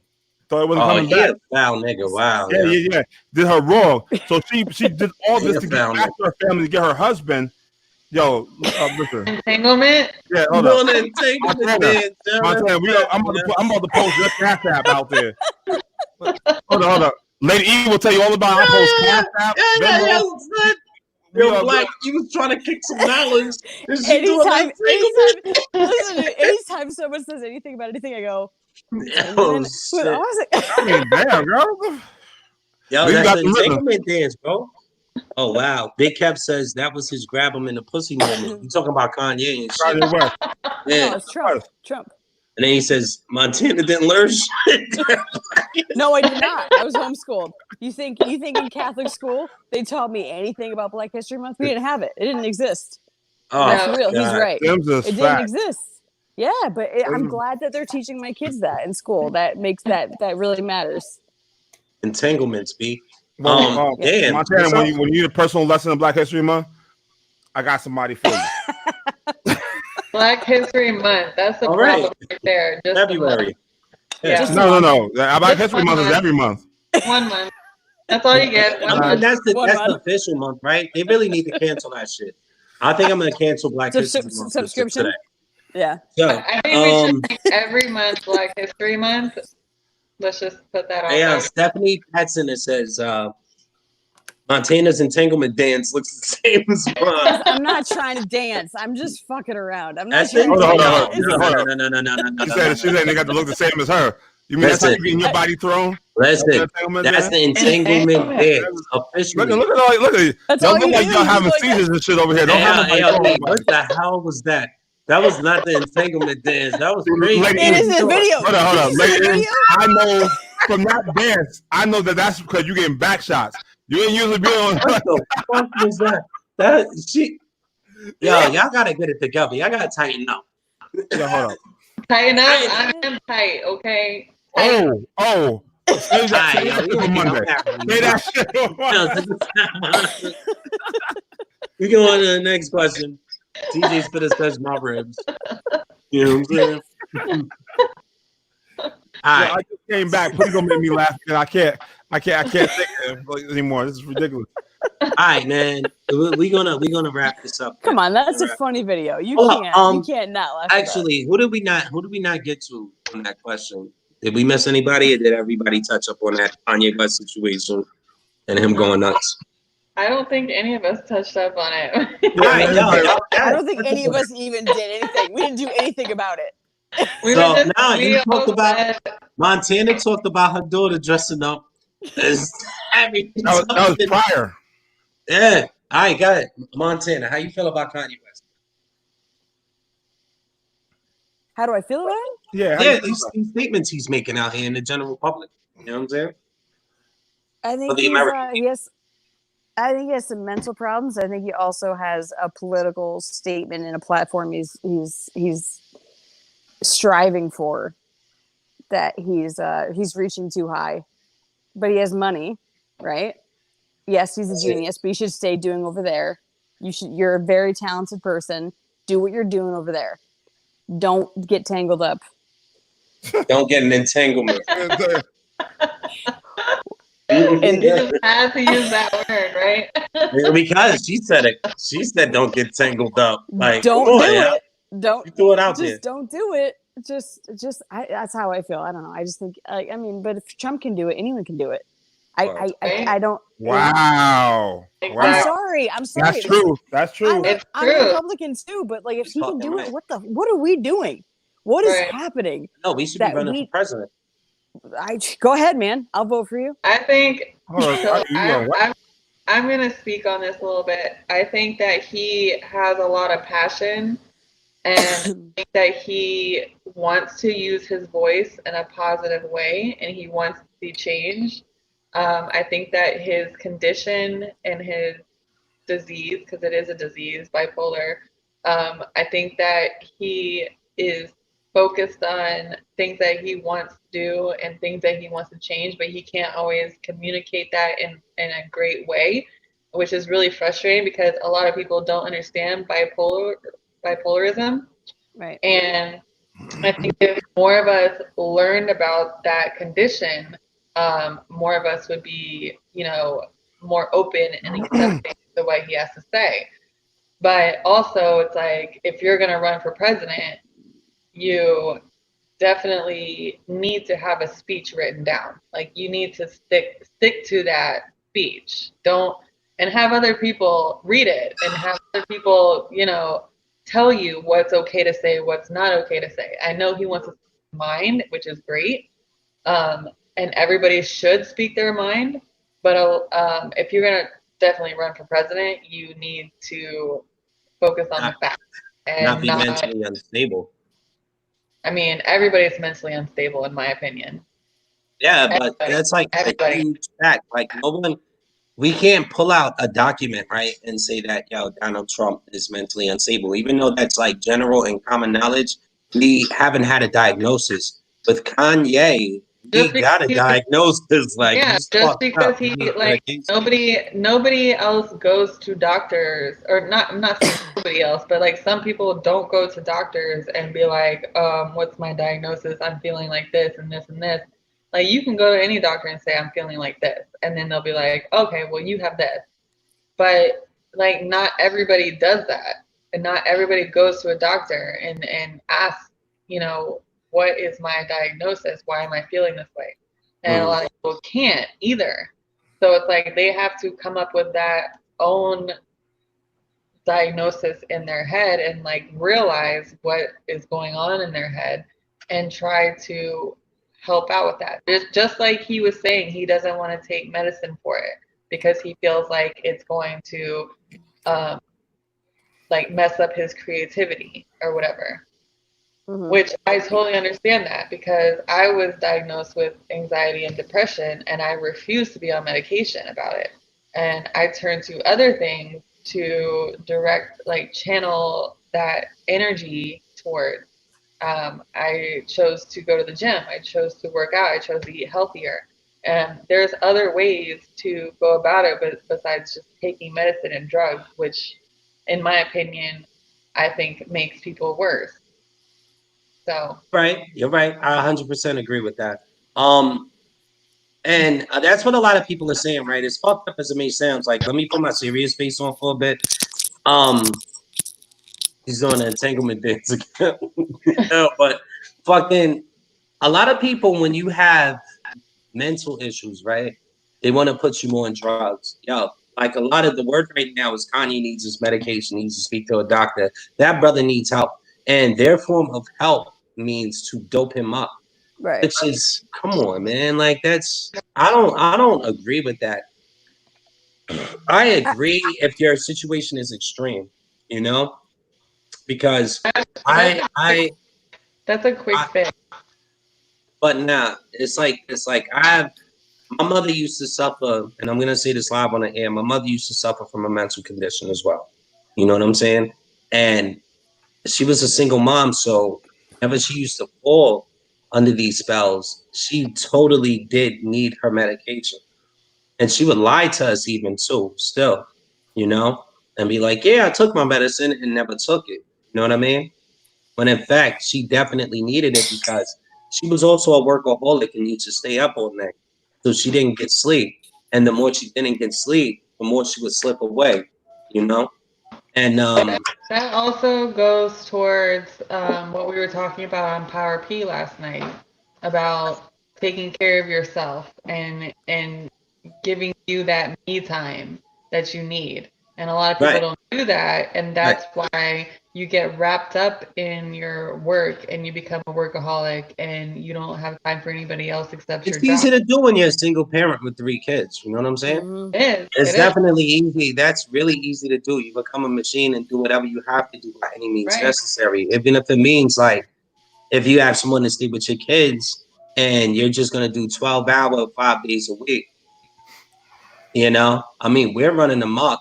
That's, you know, I can attribute a lot of my mistakes to that. But at the same time, like I had to be there for her. I had to be there with her when she was going through that shit. And she totally needed her medication.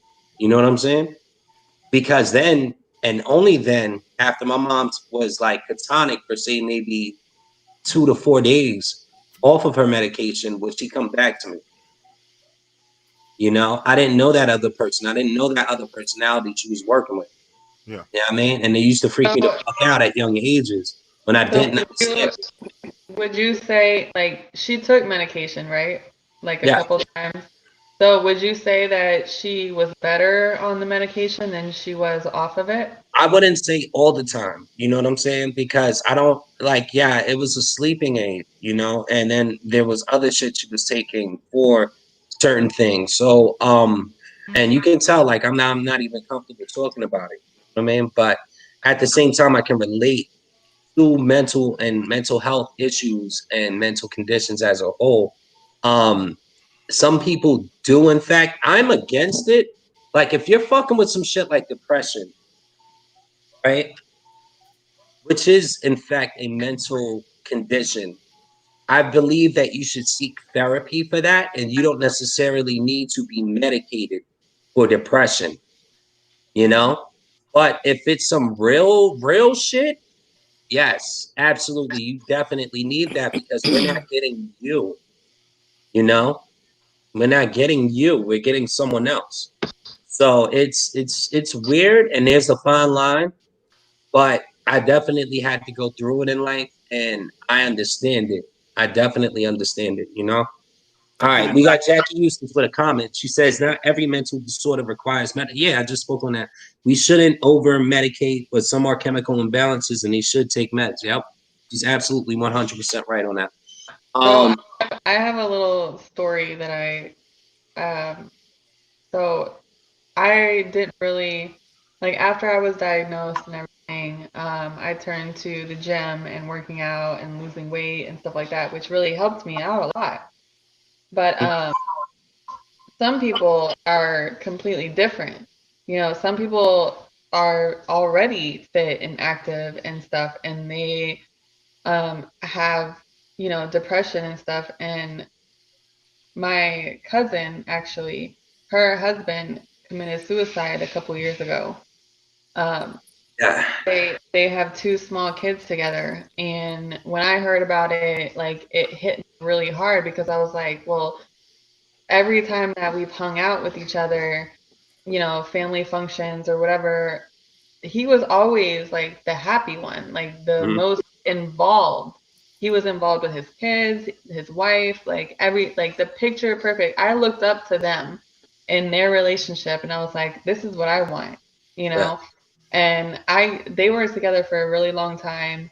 And then when I found out about that, I was like, what? Like I did not, I was not seeing that coming. And Things aren't always what they seem, though, you know? well, I know, but I don't know. It just did not ever seem like that. But he was only battling depression for a year before he took his own life. So it was like not the whole time that they were married. It's like what brought that on? Like what happened to bring that kind of disease on to affect him that much? And he was on different medications. He was trying a bunch of medications, you know. Well, he could have been misdiagnosed his whole life, and he could have been dealing with it a lot longer than anybody even realized it. And then it got to a point where it overcame him, and he couldn't just live with Chris Cornell, and all these great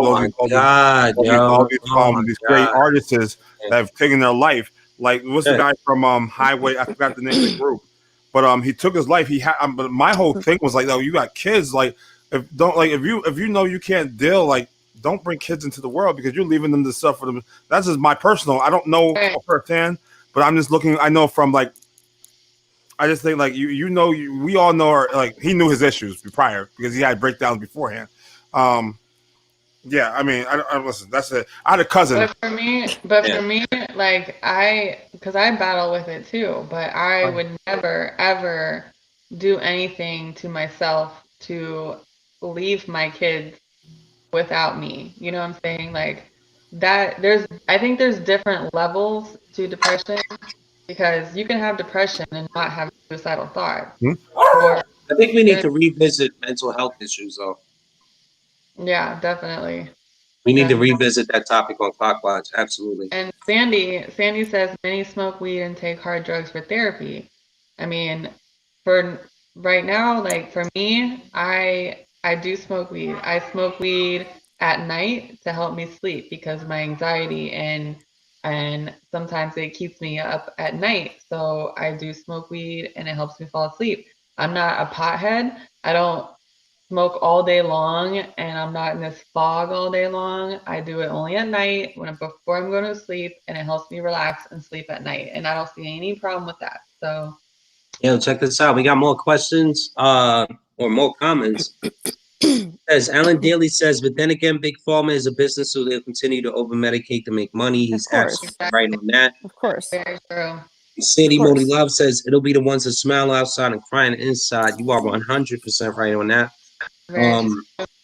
Alan Daly Jr. says, my man, he says, we all have a choice in life. We also have a choice on what we think about.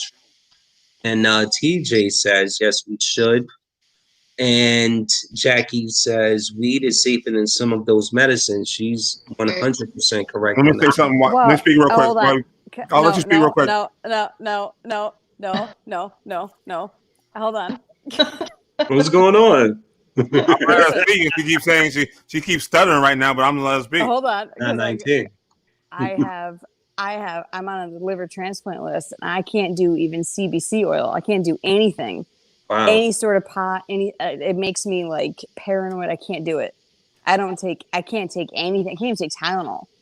So what do? I have to take my prescribed Xanax every night. I wouldn't be able to function without it just to go to sleep because I have insomnia so bad. So I mean, it affects people differently. So absolutely. Like you have to find what's right for you and what is suitable for you. That's my point. I mean, like you can OD off of Xanax too, like you know what I mean? Oh, absolutely. And most you people can definitely OD. Like, but I've taken opiates. I've taken opioids. I've taken morphine. I'm in the hospital. All that shit. I don't like it. I don't like Oxycontin. I don't like oxycodone. I don't like any of that shit. But I don't even like Xanax. But I have to take it to go to sleep. Yeah. So I mean, some people get hooked on it easily. Yes. Opioids is very easy to get hooked on, man. I don't like them. Extremely easy. You know what I mean? They make me itchy. I didn't like it at first, but I liked it after a minute, and then I had to have, you know what I mean? Like, that's real shit. Like when I first tried opioids, I was like, oh my god, I think I had a toothache or something, and I was like, I hate this. This shit is horrible. And then like maybe a few years later, one of my homies at my fucking restaurant job was like, yo, take this, and I felt like Billy D. Williams smooth. I was like, oh shit. Yeah. How you doing? How you doing tonight, that reminded me the first time I did ecstasy. So and then I turned that into a whole something else. So, it takes you to master self, man. You have to definitely master self and be like, hey, you got to know what's good for you, what's bad for you, and when to call it quits. When it's taking over your life, that's when you got to pull a plug on that shit. You know what I'm saying? Like, it's over. You can't handle it. You know what I mean? So, also, doctors are really quick to hand that stuff out to people. Oh yeah, absolutely. Yeah, I don't think. What I was going to say was that in America we don't treat it as a cure. We treat symptoms. Right. So we're not equipped to get rid of whatever illness or the ailment for you. We're only here to keep you coming back because the money's only when you come back. Copays and medication, pharmaceuticals all day long. As from my personal experience, like I had a lot of back problems about I'm gonna say like 6 years ago. 6 With the years ago, back I had a lot of back problems from my job that I was working. And I went to the doctor and I was telling him, and I went to physical therapy and all that stuff. And he prescribed me, an opiate. And I actually, I was hooked on them for like a year. I realized that I would only take them at work if I was working, and they helped me. They gave me like energy. They made me not feel any pain. And Yeah. How many times did you get sick while you were addicted though? Like common cold, any of that? No, I didn't. I wasn't At all, right? At all. Like I've never gotten sick while I was. Hold up, because I have a question for her. What? How long ago was this? This was like 6 years ago. Because 6 years ago, Florida was the number one place with the pain clinics. They used to have the pain management, but Florida since has closed a lot of things because people were writing prescriptions that weren't even doctors, and people were like keep coming them back every year. Because I know I had a friend that had to keep bringing to those clinics. But this was actually a military doctor, so I had to go to the military base to get prescribed medicine, and it wasn't like a pain clinic or whatever.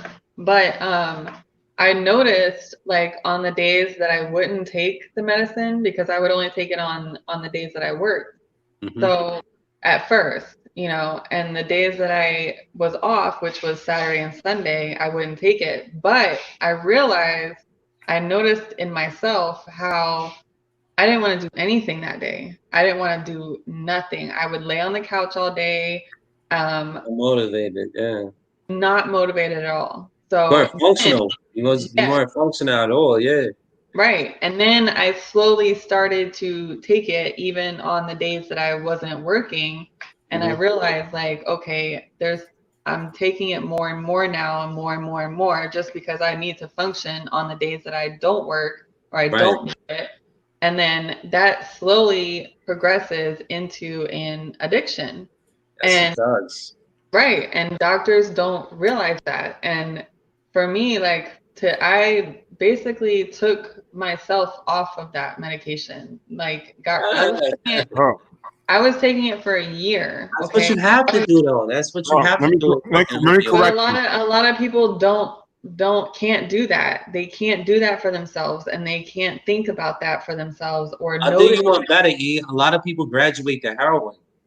Right. And I love how organic the questions go, but we really got to get into the next question, y'all. We got to get into the next one. That's a whole nother topic, right? Before you do that, because y'all let me speak anyway. All right, go, Black. My bad. Now I forgot what I was going to say. You're like chewing and talking. No, I forgot what I was going to say now, so go ahead. Word, baby. Word. Yeah, all right. Really?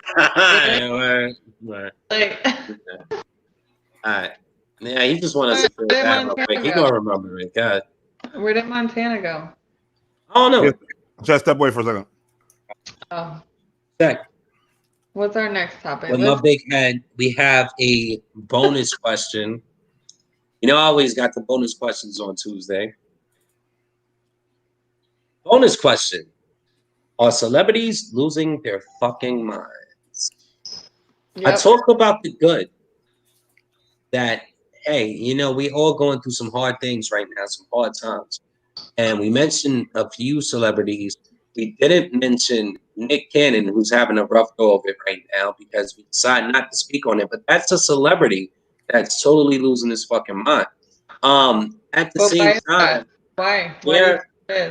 No. Don't worry about it. We're not going to touch that. I just brought it up just to touch on celebrities that are losing their fucking minds right now. There are a lot of them that's losing their minds. He's not the only one. Kanye West, we spoke about. We spoke about August Alsina. We've spoken about Jada Pinkett Smith, Will Smith. And we haven't touched on Deshaun Jackson either, who is an athlete / celebrity who's misquoting Hitler in parables. Listen, all right? Let's think about your list of people. Look at the list that you just made. Mm-hmm. Are they really losing their line, or that we're made to think that they're losing their line? All right. I think we're made to think that because they're in the they're all black. It's the tabloid and it's all the news because they're trying to direct our focus onto something else than what's really going on. I like that answer. God, what's really going on? What's really going on? Talk to me. Make Me? the conversation organic, E. Talk to me. Just like everything that's going on in the world right now with the pandemic and Mhm. Black Lives Movement, it's like they want other things in the news. Oh, yeah, you know what? You know Focus what? our minds onto something else. We said organic, right? So I'm gonna be just that. I was out here. I was streaming the riots. I was streaming everything that I could. I was raising as much awareness as I could on the topic when everything was popping, right? And I was out here with my daughter marching. I was out here protesting, and we were all screaming Black Lives Matter, right? Until millions of dollars became involved, right? And we started seeing All Blue movement is where these Black Lives Matters and these donations are going to. Now, what was the first thing I started talking about in June, y'all? Y'all was both on the panel with me, with TJ. And what was the first thing I said about this money that was being donated? Y'all remember? Like, where is it going? It's going to a negotiation. We know that now. It's been 2 months later, right? We know that it's going to a negotiation over on the Democratic side of things. You know what I'm saying? And what did I say after that? That equality shouldn't be a fucking negotiation, right? It should be something that stems true is good versus evil. But the way politics works is if you pay me some money, I can be swayed to fight for you and push the right buttons. This is just how the shit works. So it's evil versus evil always. It's evil, and we have to make our way in between in order to get this shit done. That's why I kind of fell back from that group, Black Lives Matter. I stop you there. No, let me stop you there. I believe in the slogan. No. I believe that our lives do matter, absolutely. I believe in the narrative. I believe that. But when our equality is compromised to a payment, Wait. what the fuck are we talking about now? What are we talking about now? Get off of that. Get off of that. Because here's the problem. I already told you many times we had this conversation. There is no such thing as equality.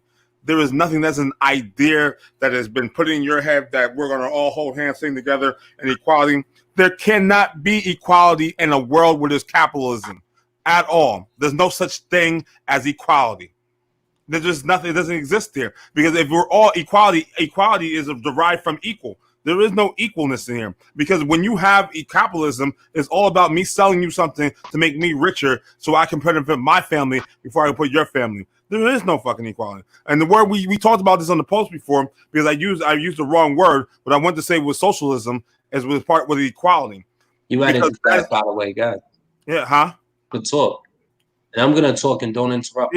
Yeah. I mean, but what I'm saying to you is that's basically what you're looking for in equality because you want everything to be all equals and parts of that. That's not going to ever happen because there's always in this country that we built there. We strive to be better than the next man. We all have to be in our classifications, become the we call it rich, middle class, and poor. And as long as there's separations in that alone, there will never be equality because you're not going to work your hard-earned money to make sure that my family's taken care of because you work. And my family wasn't able to have afford those opportunities that you have. We're never. So what did you call that? You called that capitalism. No, I called it cap. No, I called it something that capitalism. No, I did not say that. I said What are you talking about? No. It's called socialism, but I called it something else. About? Yeah, I forgot what I called it at the time. And black is right, as I was saying. You said you said communism. I said communism. That's the word I used. You're right. But communism was wrong. You said socialism. You meant to say socialism. I know. I already cleared that up. I said the wrong shit when I meant to say it was socialism. Because that's basically what equality would be. Because you would want everybody to be equal on that same playing field. And no matter how hard Erica worked, my family would benefit from her fruits of her labor so that, and I didn't work as hard as Erica. And then where everything she brought home is all the equality is equal. So we all share her fruits of her labor. That's like just like taxes. Like your taxes go towards the people who are not working as hard as you. That's How about your taxes actually go to where they're supposed to go instead of a political payment to appease people? Well, how do you know your tax supposed to go? We'll get a. We don't That's even know what I'm talking about, though. I'm talking about a streamline. Like now you're talking over me. I'm talking about a streamline so where we can see, hey, this money is going here. People aren't getting rich off of this money, and there's backup trillions of dollars to spend while people are homeless and starving out here. Right. While people like, all right, black, for example, when this shit jumped off, people said, systemic racism? Where is that?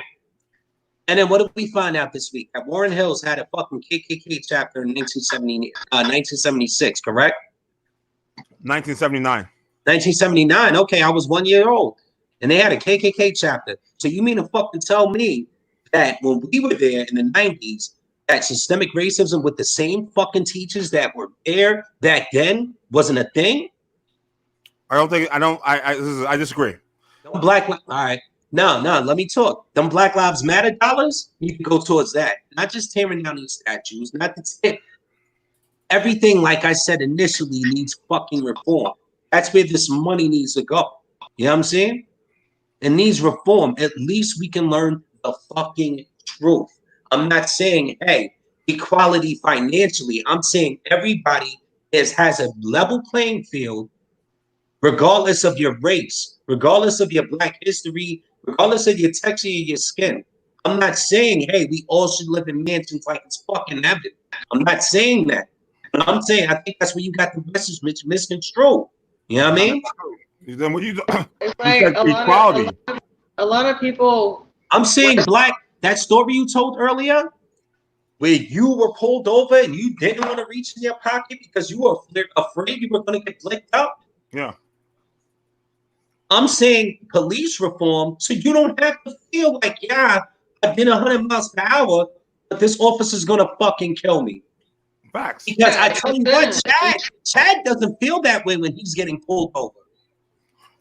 That's what the fuck I'm talking about, bro. You're right in that manner. That's not too far off. That's not, for me, that's not too far off. If we put these Black Lives Matter dollars where the fuck they supposed to be. You know what I mean? So the money that's going to Black Lives Matter is not going to the actual group Black Lives Matter. That's what you're confused about or misconstrued. The money is going through, they're using the slogan as Black Lives Money, and it's going to many different outlets already. It's not going to that one because they believe that they created marksmanship. I mean, they believe that that they have a whole Marxism. Sorry. So it's not going to the original group of people that create the slogan of Black Lives Matter. So that's what I'm trying to explain to you. Your man is hilarious. Yeah, it's yeah, he's absolutely right though. Lauren Hill is a fucking racist. You're right. Wait. Shut up, yo. She is. Shut up. Don't sell us down the river. You let somebody say that. She is, my nigga. Hi, Don. She is. I love her too, but she's a fucking racist, bro. Come on, man. Nah. He said, I hate and love everyone the same. That's a fact. All right. We'll agree to disagree on that statement. So that's your man.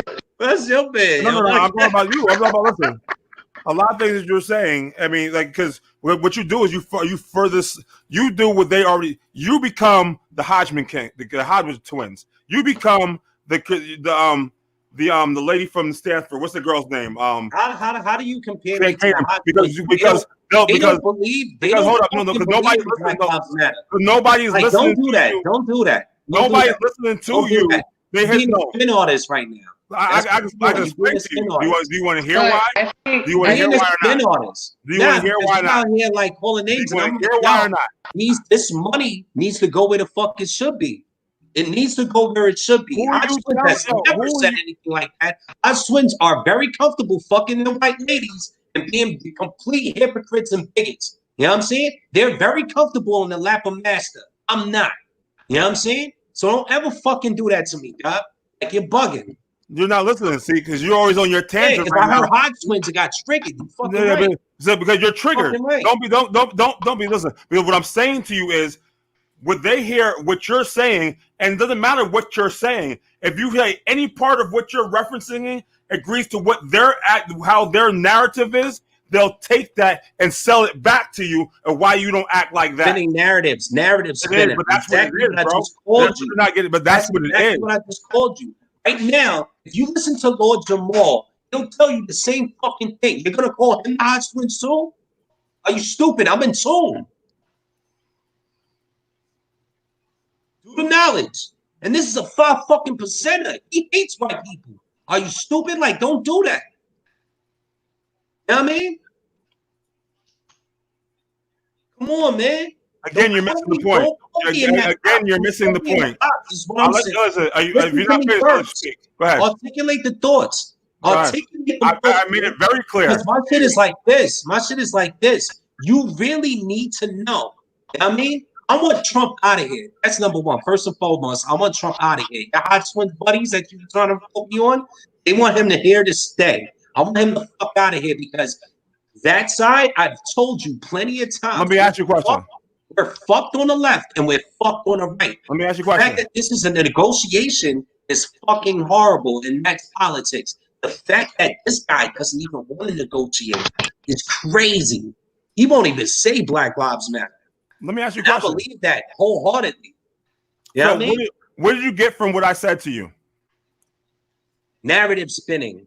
No. Which is not what I'm trying to do. I'm trying to get to the truth, bro. What I'm saying to you, because what you're missing, what I'm saying to you, regardless of what your point fully is, before you get the whole statement out of your mouth to say what you're saying, is captured. It is taking the part that they agree with from what you're saying and throwing the rest of the shit you're saying away, and then inflicting it back onto the population of saying, why can't you be more like him? Because he's believing the same shit we are doing. Is what I said to you about the Hoshin twins. Because they're not gonna, they can't do that to me because I'll fucking fight them idiots to the end. Yeah, but you think I'll fight those two idiots to the end. If they ever post me ever, if we ever blow up, if Clockwatch ever becomes a brand and they say, hey, listen, Charles Davis said this and that, I'll be like, you fucking cones. You say that, right? But hold up. Because I'll be like, how much power would you say that Kanye West has? I mean, how much influence do you say Kanye West has? A lot. All right. So last year, or was it the year before, when Kanye West said something on TMZ, they only showed part of what he said and fed it to the media. And as powerful he is, but he did nothing. No. Hold on. Bro, he went to the mental hospital after his complete statement was true, what he said, but he put the shit that would got the trigger words. They posted the shit that would got the trigger out of you. So you did you watch the whole interview? Yeah. I did. That's what I'm telling you. That's exactly what I was talking about. Like you were saying earlier. When he was giving his speech, people were listening and they were intrigued up until a certain point. And then as soon as he said something, a trigger word or whatever, they stopped listening. And then that's all they're focusing on. Exactly. Yeah, he could have said, listen. He could have said all these things that everybody was like intrigued in or whatever. But I'm telling y'all. Let's speak. I mean, like, you gonna speak, bro? All right, my bad. The media and other people focus on the negative, and they always focus on what you didn't say or what you did say or whatever. And instead of focusing on the positives of people and what they do want and like learning from other people, they only focus on like, oh, you said this one thing, so I'm not even gonna listen to anything else you have to say. I mean, yeah, he shouldn't say what he said, but also it's probably like, oh, he probably did say a lot of other things that people wanted to hear and wanted to change. And I get that. But my thing is, listen, I am really for fucking true equality. I know certain truths. I can't sit here and try to knock me every fucking podcast, any chance you get, Black, for being a dreamer, for being the idealistic guy, because I've sat with plenty of white people, shake hands, kiss babies. I've sat with plenty of Black people, very dirty fucking places. I've got my hands dirty multiple times. I've got my hands clean with us multiple times, B. Don't ever question my loyalty, God, ever. Just because I'm a dreamer and I believe that it can happen because I've seen it, don't question that. Don't question that, man. I can be an idealist. I can be a dreamer, even if you feel that it's never going to exist. I can be that guy. You know, the world needs me, B. Like I told you in that post. Let him finish the statement. Okay. Like I told you in that post, the world needs me, man. They need dreamers like me, man. You know what I'm saying? And that's a fact because I'm in tune with everything. And when I have both sides of two different extremes saying the same fucking thing, I have to listen. Even though I'm shooting for the middle, I have to listen. Because you got the far right saying the same shit the far left is saying. You gotta be in tune at some point, bro. So what you're basically saying is that those are actually what all 100% what you just said is all your perspective, B. That is your perspective. Yeah, you're right. So what I was also saying to you, because it's not about doubting you, it's about also telling you that there in this world you may dream that equality is. Martin Luther King had a dream too, and we ain't got there yet. John Lennon had a dream too. They shot him in front of his building on 72nd Street, B. They had dreams. At the same time, too, there was a lot of dreams that came true, man. Yeah, I mean, there are dreams that come true. There are. Listen, I didn't tell you stop. A lot of dreams that definitely did come true. I've never told you to stop. Listen, I've never told you to stop dreaming. What I told you, the expectation of reality of that being of equality from all is not happening in this country. And I feel like, yo, whenever we bring awareness to anything, we're fucking dreaming. We're not politicians. We're not lawmakers. We're not contractors. We're not contractors, dog. But I think we're dreaming. I think that if a lot of people thought more like King Clips, and they all had a dream, and they were all voicing their dream, I think equality could happen. You know, it could. I mean, I'm a realist, so I'm gonna come out there and say that I don't think it could happen because of the people that we have in this world. But unfortunately, like that's the case. But I mean, King Clips, I fully support you and your dreams, and I'm right there with you. And I feel like we should voice that opinion and go for that, because you don't know how many other people you're gonna hit with that topic. And I'm completely with you on so you play me by putting shit up like that. Okay, I got you. What you mean, yeah? Because we're going to be at 100%. We'll come on in with this because for years and for decades, there's been a group or race that's been dreamers for years who have been fighting for equality, and we still ain't got that. So you can dream all you want. You can do it because there's always going to be the people that have always taken advantage. But do you not feel like you're not going to do that, B? You're not going to say what you want, and then you're not going to do that. That's not going to happen. So and then for all the dreams and for all the kindness and all the approval that we gave people and letting them pass us, like, listen, we will go to God and pray it away and not react on this shit that's been done to us people, as most people. And the other side of that tone, they take advantage of us dreamers who want the peace, who want the equality, who's fighting for our lives. The whole thing Black Matters is because they are dreamers. They want equality. They want we don't want more. We don't want revenge. We want equality, right? And we still ain't got that because the people that have the powers to be are not the dreamers. They're the realistic, and they're not going to let you have that. But also, you don't realize how many people you impact with your thoughts and your views and your opinion on certain things.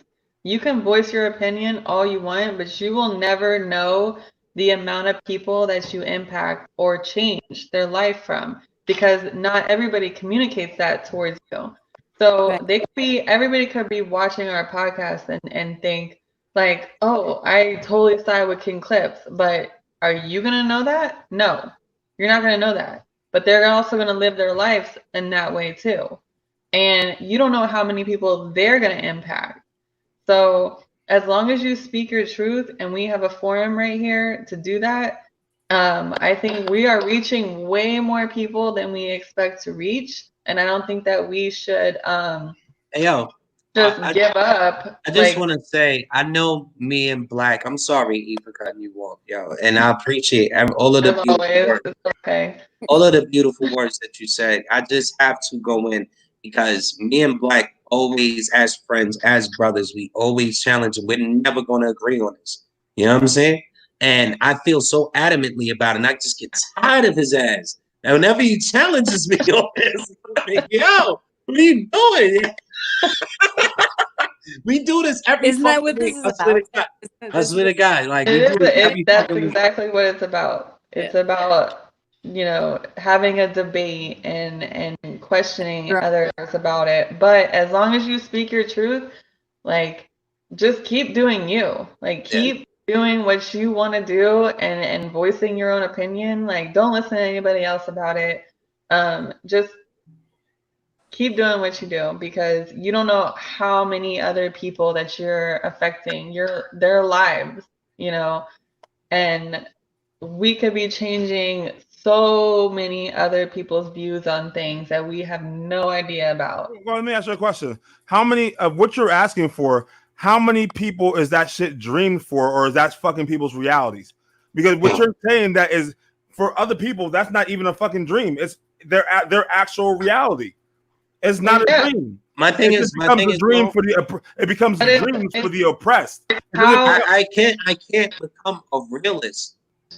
Is what you're saying. I live on 2 levels of extreme, man. You know what I'm saying?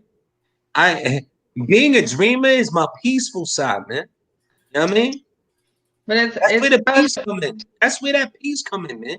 So it's like, yo, I have to try. I have to try, man. I have to try to appease to your better judgment, man. Like, this is good versus evil. And right now, even if these Black Lives Matter dollars are going to the tearing downs of these statues. Do you agree with that? Do you agree with them doing that? Yes, absolutely. They're fucking racist statues. Would you want me to put a fucking Farrakhan statue in the middle of your school? A what? Farrakhan, Louis Farrakhan statue. Would you want me to put that in the middle of the school? I don't know what that is. I don't know what that is. Jewish people. You want me to do that? I don't know what that is. I can work. You know what I'm saying? Like, yeah. Listen, yeah, I would have no problem with you doing that. If you did something like you, I don't know what that means though. I'm just saying, but like, Louis Farrakhan is the most militant black man out there. He's is the Nation of Islam. He has views that challenge a lot of things of what they call white Americans' views. And yo, and I'm gonna keep it as real. If he didn't hate white people, I'll be fucking with everything he's saying, because he speaks a lot of truth. He just reminds me of my doesn't hate white people. Grandfather. You know what I'm saying? Like, he just really reminds me of my old racist grandfather. Yeah, I wasn't doing none of that shit. You know what I mean? So he has this different level of hate for him that I can't fuck with because I don't agree with. You know what I'm saying? That's a different generation, because my grandfather's extremely racist and I'm not whatsoever. It's separatist, man. At the end of the day, it's very separatist, man. And I've built with enough white people to know that you all aren't fucking evil. You guys are out here at these Black Lives Matter movements, dying and putting up flags and fighting with us. Yeah, fighting good versus evil with us. So yes, equality totally can happen. But there's also no, because there's also those people that are out there fighting with us that are starting to rise that are not a part of the movement. Right. And they are other people, B. So, well, you can't say that. All right. So when you all right. So let's touch up on that for a second then. When you trace that money back, where it go? Because both all left and right, like I said earlier, have been questioning this. You know what I mean? We're not ready for that conversation yet, right? I'm letting you speak. You say we're not ready for that, though. Because that message can be taken and spun in the right direction, or that message can be taken and spun in the left direction. And now going to say, hey, either King Clips is either far left or far right. And I'm not either. I'm not fucking with none of y'all. Right. Real talk. Right. Real talk. We got that. We picked up on that. Yeah. You know what I'm saying? Here and there, but this is what it comes down to. Because there's people that are going along with that same movement that are out there and starting invoking these and these fights and these riots to make us look even worse. The same and that's the problem with it. So I mean, like, So what would you rather us do? Would you rather us peacefully march like Dr. Martin Luther King, or you want us to throw a brick through a fucking window like it's supposed to? so what Come are you, on, man, keep that same energy you had in June, what bro. are you talking about? Because you're talking about breaking a brick and shit through it. That's not equality. So what the fuck is you talking about? I'm talking about expressing your fucking emotions here. Yeah. Martin Luther King got killed, bro, for being peaceful. So hold up. So did Malcolm X. By his own What are we people. talking about? What are we talking about? We want equality, right? There's no, bro. We saw on footage. We saw on footage a white red dude equality. Guys, hold on. I'm stepped out of his car with a bow and arrow, pointed it at Go ahead, Montana. five mad people, and got jumped by a gang of white people. Guys, and then they flipped his fucking car over. I feel you. Well, hold on. Let Montana speak on it. Let speak. I'm fucking with that. You have people on this podcast who are white. I'm super tan, but we're white, right? Like we're all like different pigments of skin tone. I love white. We all love each other. So why are we even talking about this? Like we're talking about equality at the end of the day. We still have a little sight. What Black said earlier is we still have to keep the momentum going. I agree with that. I'm 100% in tandem with that. You know what I'm saying? Yeah. We still have to make people aware and wow, like we did definitely go off the rails a bit. But at the same time, like it invokes certain emotions when I start bringing up these celebrities, what they doing and not doing. You got a lot of people out here saying they truth and from their perspective, like you mentioned, and then they'll go back on the word like, yo, I didn't really mean that. Y'all not going to take my money away from me, are you? You know what I'm saying? So at the end of the day, Black, chase the money. Chase the money. It's a payoff, bro. That's all I'm saying is chase the fucking money, man. It's $1 billion, billions of dollars involved. Yeah, but they also said that all that money is not going to the original Black Life Matters. They're using it as a statement. I just said that. But I told you that when you first start talking. Then you were like, nah, B. You said you called me fucking the Hodgman. Oh my God. I said that and you called me the Hodgman, bro. No. What you said was arguing for nothing right now. Oh my God. Seriously, you both agree on everything. You're just beating around the bush and going back and forth, okay? We need to end this right now because All right. I think celebrities are definitely absolutely corrupt. I think celebrities are losing their fucking mind. Yes. They're losing their mind. Like, do you think it's because of COVID and we can't I think it's a mixture of everything. I think it's definitely a mixture of everything. Because they can't make movies and they can't get close to each other and all this other stuff. Nothing's a liberal shit. All I'm saying is it's surprising how, Charles King Clips Davis has been stuck in his house and you have a lot more options than I do. But yeah, I know your business and you know none of mine. That's crazy. With a few million more dollars, I think I can keep my shit up way more tighter than you. You know what I mean? That's why I feel like certain people like Kanye West, Will and Jada, fucking Nick Cannon, who's off the rails. Yeah.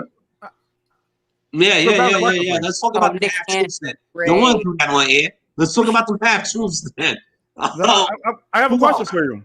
Who else? On your list, why are all your lists why are all those the only people on your list? Because who else is going off the rails though? Shia LaBeouf. Yeah, bro. There's a lot more on your list, but on your list, what are you doing? Shia LaBeouf was like a few years ago. But yo, I'm gonna be honest. I'm gonna be honest with y'all. Like 100% honest. These celebrities that we hold up in high regard, they have been off the rails. It's just now we're a little more focused because we're at home. I think the whole quarantine thing has mentally, like, people are not mentally stable for this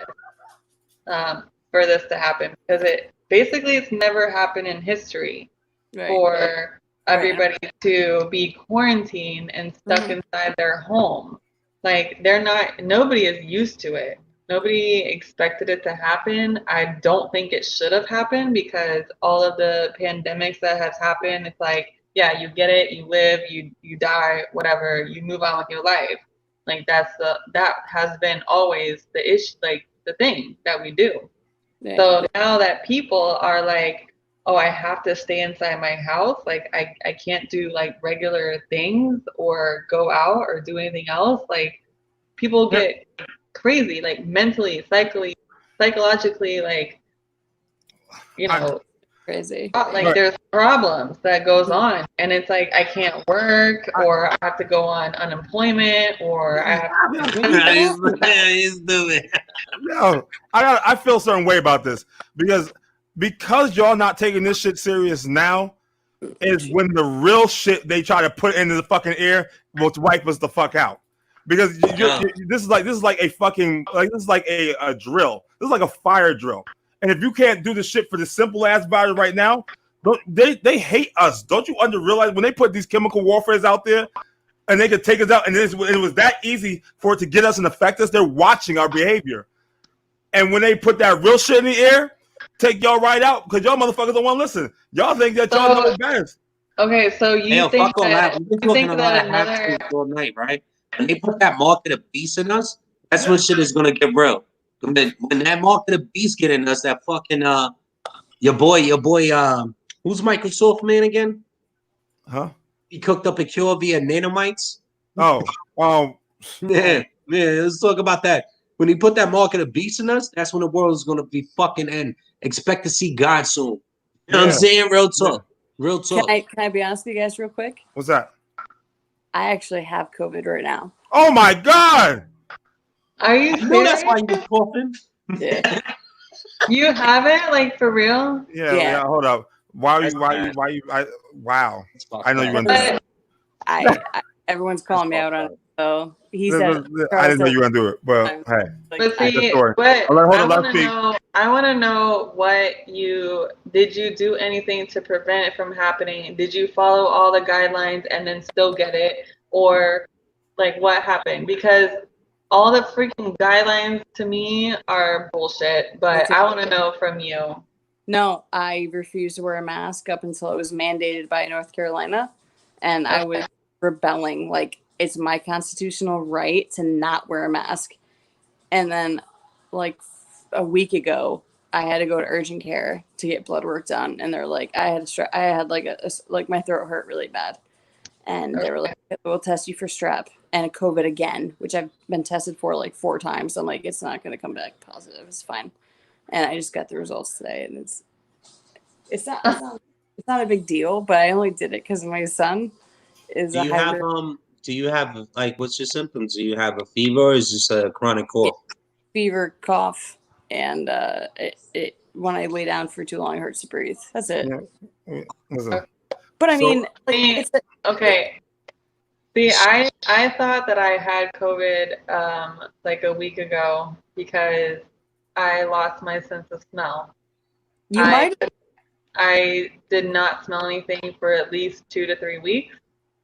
I didn't have any other symptoms other than body aches, and I thought it was only because of I was working a lot or whatever. But I could not smell anything, and that was really, really strange for me. Yeah. And that's one of the symptoms of COVID.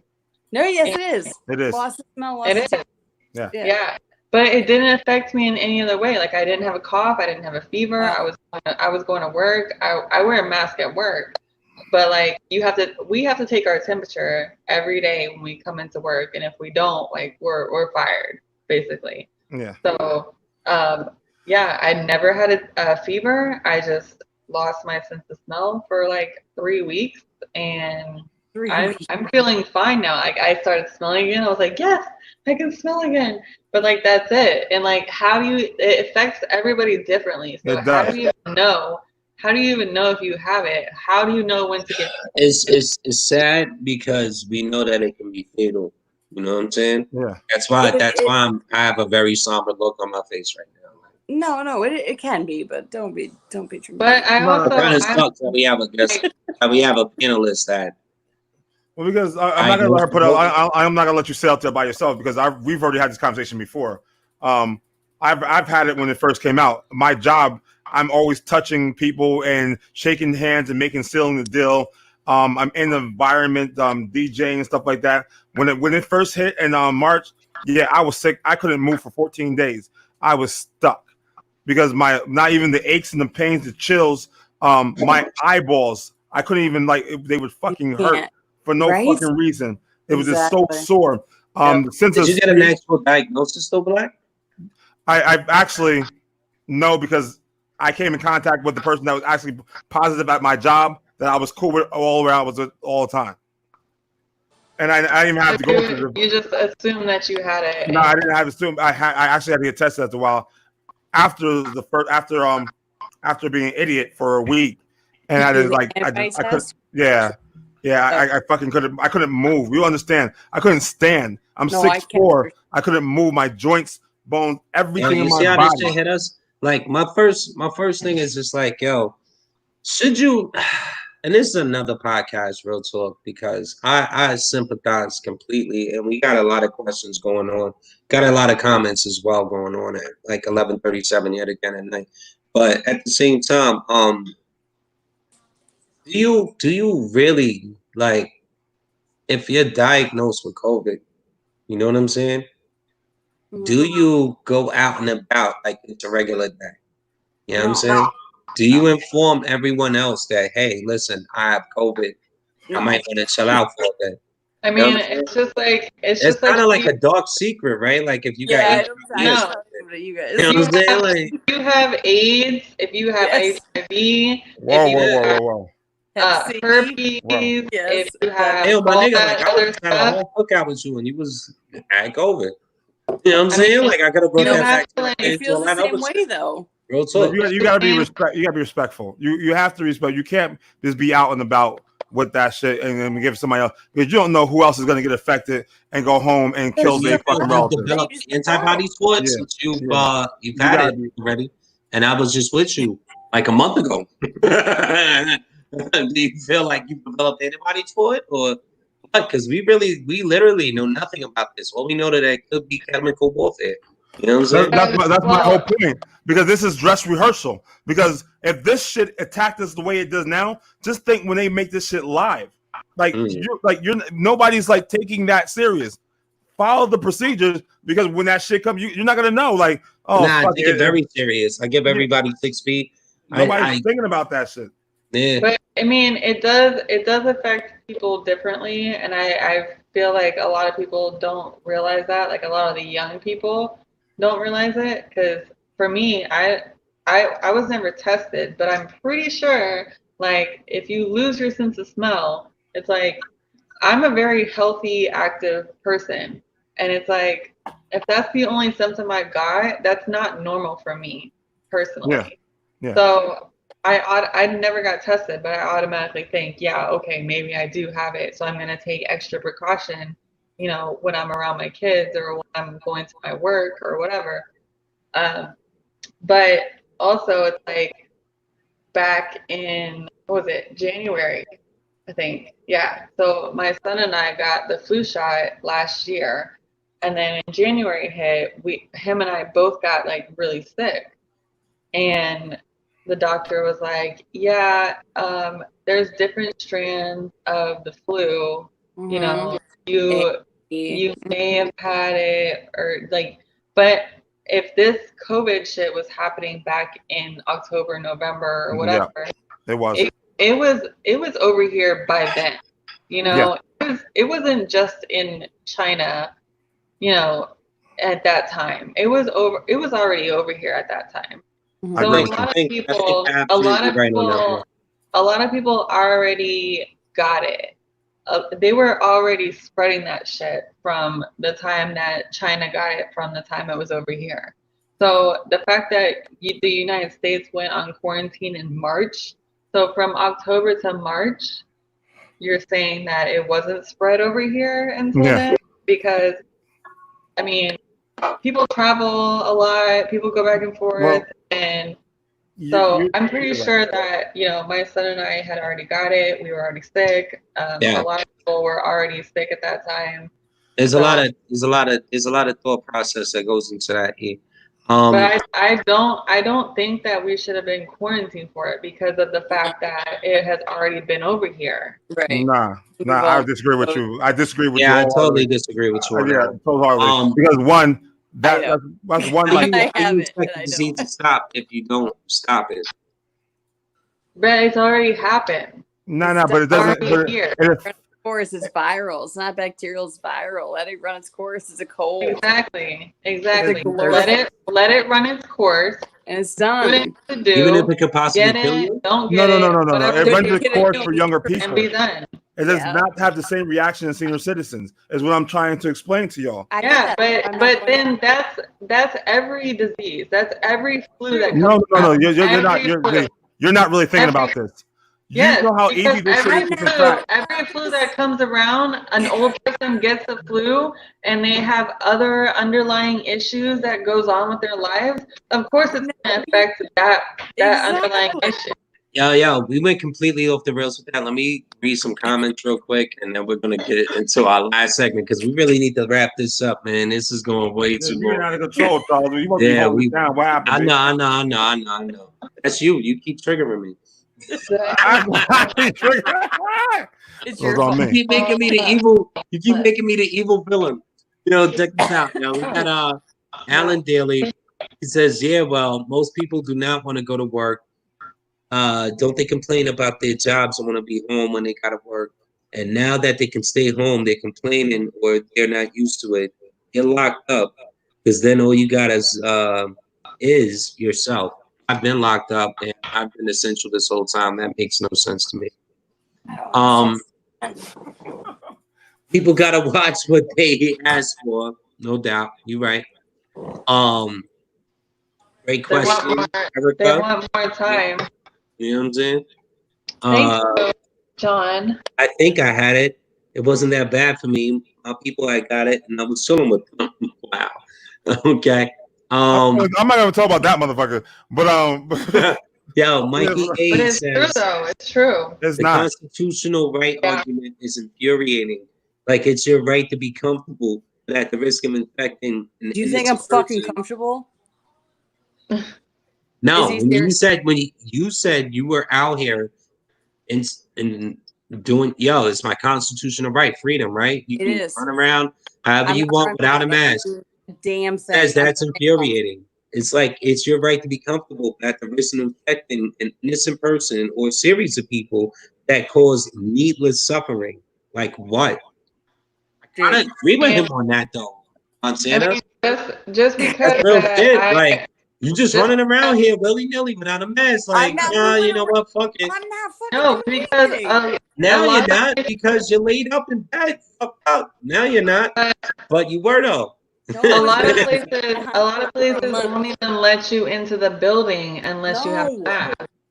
So you go into there, you respect their rules because if you want to go into a place, you have to wear a mask, which I understand. So I go in there, I wear a mask or whatever, and then that's what you do. It's not like you're not respecting the other people. Lady, but then once you get in the building, don't you take the mask off? Huh? Then once you get in the building, don't you take the mask off? In the building? Yeah, those are the rules. Yeah, those are the rules. Hold up. Say what I was saying. When you get in the building, that you take the mask off, correct? No. Right, because those are the rules of the building. Yeah. So how's that helping any fucking thing? Exactly. That's what I'm saying. Like the rules that they put into place, it doesn't make any sense. They don't make that sense. we're going. But it's not. Hold up. But it's common sense for you to enact to keep the shit on yourself. Why do you have to? No, because they won't let you in unless you do what they say you have to do. So, okay, I'm going to play along with you and put my mask on as long as I walk into the room and then take my mask off. Like, these are your rules, right? And people are still getting sick and people are still getting the virus. Like, why are these rules put into place if people are still doing whatever the fuck they want to do and still getting sick? It's like, because the rules aren't being enforced.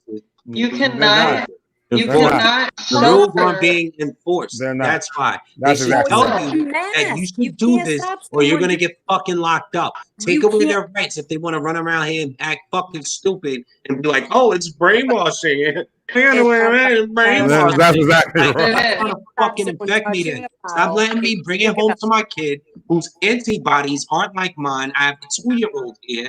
Do not fucking infect me to Right. bring it home to my little 2-year-old son who may fucking die from it. Because if I Right. tell you But that if I also- find that it was you that infected me, that infected my kid, I'm Right. taking you the fuck out if anything happens to him. And that's That's just not right period. one. That's period. Okay. You know what I'm Okay, saying? but So also, believe in that brainwash shit all you want. Hold on. One at a time. But finally, Clips, you said some shit that we agree on, nigga. You said something we gotta get down with. okay, but also, if you take your child to school, you take your child My to child not going to daycare. school. Okay, your kids go to school. Your kids go to daycare. Not Okay, anymore. they I don't are. know about all that. You know That's what? a conversation Okay, I have with my wife. before COVID and all that shit. Okay, your kids went to school. Your kids went to daycare or whatever. Okay, they are more open to catching whatever virus or flu or Cold, the flu. common cold. Yeah. That's the Yeah. common cold, right? Yeah. You are, the more that you bring your child into that life and into that disease, the more you're building their immune system up. Yeah, Okay. people believe that If you shit. shelter that child more and then you bring them out to the open, it's like when you have a newborn. Yeah. When you first have a newborn, you're like in a bubble. Like you're like, oh my God, I don't want any child or anybody to get close to my child because I don't want that child to get sick. But you're actually causing more damage than good because you want that child to get sick. You want that child to be. Let me answer this question real quick because I'm not fucking with none of that you talking about here.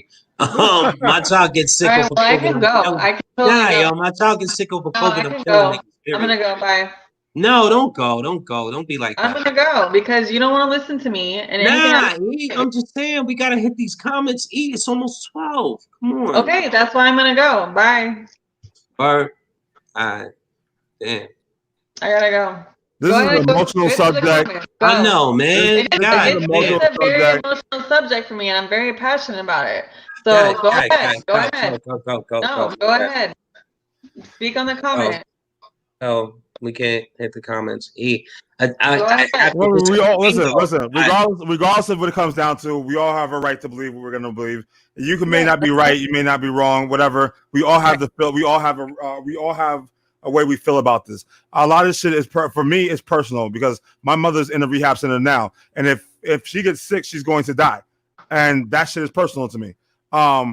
Because she has diabetes. She has she's in that rehab right now because she has it for her kidney. It performs at a low percentage right now. So dialysis and shit. So and then I also have a degree in medical. So I'm just telling you that I'm a medical assistant by trade. I don't ever work in it, but I do have a history in knowing that how this shit is going to fucking affect you. So that's just my personal opinion. Don't mean that, listen, whatever's good for you works for you. I'm just saying to you, I think that we should all be respectful for everyone. It's like being polite. It's that whole equality shit that Charles was talking about earlier, that y'all don't want to do the same equality shit when it comes to protecting each other. So that's why I told y'all there's no such thing as fucking equality, because y'all can't be on the same page to equality to protect one another. But you're such an asshole, when it comes to what y'all views are and what y'all feel. Because if you're thinking about other people, then y'all would do the bare minimum in order to do so. It really is a bare minimum too, right? No, it's not. It really is, man. It's like, yo, it's a simple inconvenience. Why does that? Hold on, control, Montana, how you feeling right now? I'm hurting. Oh my God! Like I don't want my son to feel like you right now. But I told you, I've been there. When you told me, what did I say to you? Go to sleep. Go to the hospital. No. I told you when we talked about this. What did I say to you? And then you shut me down. You shut me down. You like, yo, oh, this ain't shit. This is gonna be this, gonna be that. I'm like, go back to the hospital, man. I've been there every fucking month. I don't want to go back. Yo, Not right now. All right then. Can I hit this comment real quick? Can I hit this comment? Yeah, go ahead, because we got to wrap. Mickey Asanu says, Alan, it's not about PC. It's literally about harm reduction. You don't have to be perfect with the match. Just mindful about minimizing the risk of potentially spreading the infection. Check this out. Check this out, though.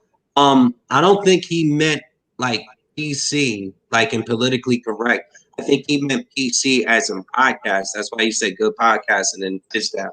You know what I'm saying? So, yeah, 2 different pages on that one. Mhm. Check. Lady E is if it gets now. Lucky. Griffiths. It's the word. And I want to Was that apologize. movie right? People. I think that's right. Thoughts. We're just so come on. It's almost 12. E. No, All right, Lucky agrees with you. I know he lit. Yo, we're gonna disagree. You have to accept the fact that we're gonna disagree. How many times do I disagree with everybody on the panel every week? Come on, yo. You see how he talked to me? You see how he talked to me earlier? I never say yo, I'm out. Like me? we're a family. I never say yo, I'm out. We're gonna argue. You know what I'm saying? We're gonna fucking argue. We're gonna disagree. You know what I mean? Check it out. We're still going. Cancel B. Y'all want to cancel anybody tonight? You can cancel me. What's up with you? What's up with you? You can cancel Charles Davis. You know what I mean? I'm definitely canceling you. No. It's not the fact that you disagree with me, it's the fact that you interrupted me. That's what I don't like. Burn him on that podcast on Monday. Burn him. If I apologize for interrupting you. If we bash you, and I mean it. Damn word. No, I'm a bomb on your podcast. That's nothing. Hold up. Just remember. I heard a lot of Black Earth shit on last podcast. I had nothing to do with this shit, so I don't want to hear my name come up in the middle of this back. Yo, hey, come on. For real? We got war now? Yeah, we got some more. No, I appreciate your comments, whatever. I let you speak, and maybe I didn't agree with you, but I heard you. And I understood where you were coming from, okay? You didn't hear me. You didn't understand where I was coming from. You didn't listen. You just interrupted, which I don't appreciate. But we're still cool because... No, tell him the slogan. Come on. Tell him, Lady E. What? He on the clock. No, that's what you supposed to tell him. He on the clock. Get it, girl. Get it. I need you to say it. I'm just saying, like, let people speak their minds. Let people experience. They might not be the same exact as you, which I understand. I think about my kids too in this situation, but also I think about, I have been there where you have been too. So I understand where you're coming from, but also you need to understand where I'm coming from too, if you're going to listen to other points of views and not interrupt them. So that is my take on that. Oh, so she didn't even say you were on the clock. No, hold up. Black Earth would have been dragged through the mud. No, they would have did a whole separatist fucking podcast about Black and how he made. Listen, what? No, I said to you that if it was I who've done it or done someone wrong, I would have been in the wrong and dragged through this. Here we go. Here's the victim card. No, y'all gotta knock it off. Because y'all interrupt me all the time, and I must have a powerful voice. Because as soon as I interrupt one of y'all like, "Oh my god." No. You think that you're right all the time. Right, exactly. Thank you, Black. You think you're right. You don't give a shit about what other people have to say. You want to say your own piece. Yes, I do. I understand that. I totally understand that. But there's been so many times where other people have said something and I'm like, whoa, like I want to say some shit right now. And I want to interrupt them, but I don't, because I want other people to hear what they have to say, and I want everybody to hear what they have to say. All right, I'm sorry. I won't do it again. Can we get one big hug? He says he won't do it again, but that's the funny part because he'll do it all the time. Here's where can I talk, guys, or? Hold on, how long are you gonna be? We already have 3 hours. I'm very cautious now. This cancel Charles right now. No, we appreciate you being Cancel very Clips. passionate. We love that you're passionate about what you have to say, Mhm. but everybody else is also passionate about what they have to say too.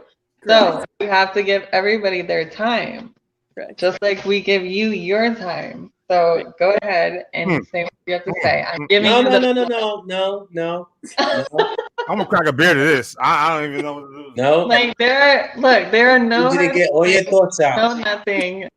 I got a little upset because I was A talking. little. Listen, Well, she the take a fine seat. little. You was about to torch. I can see the numbers dropping right now. I can see niggas leaving our page. I didn't even know they was in our page right now. That was nothing. Like if you I thought that felt was little, like that was nothing. Like, Listen, this is the fume. Your body turned a different shade, a different hue.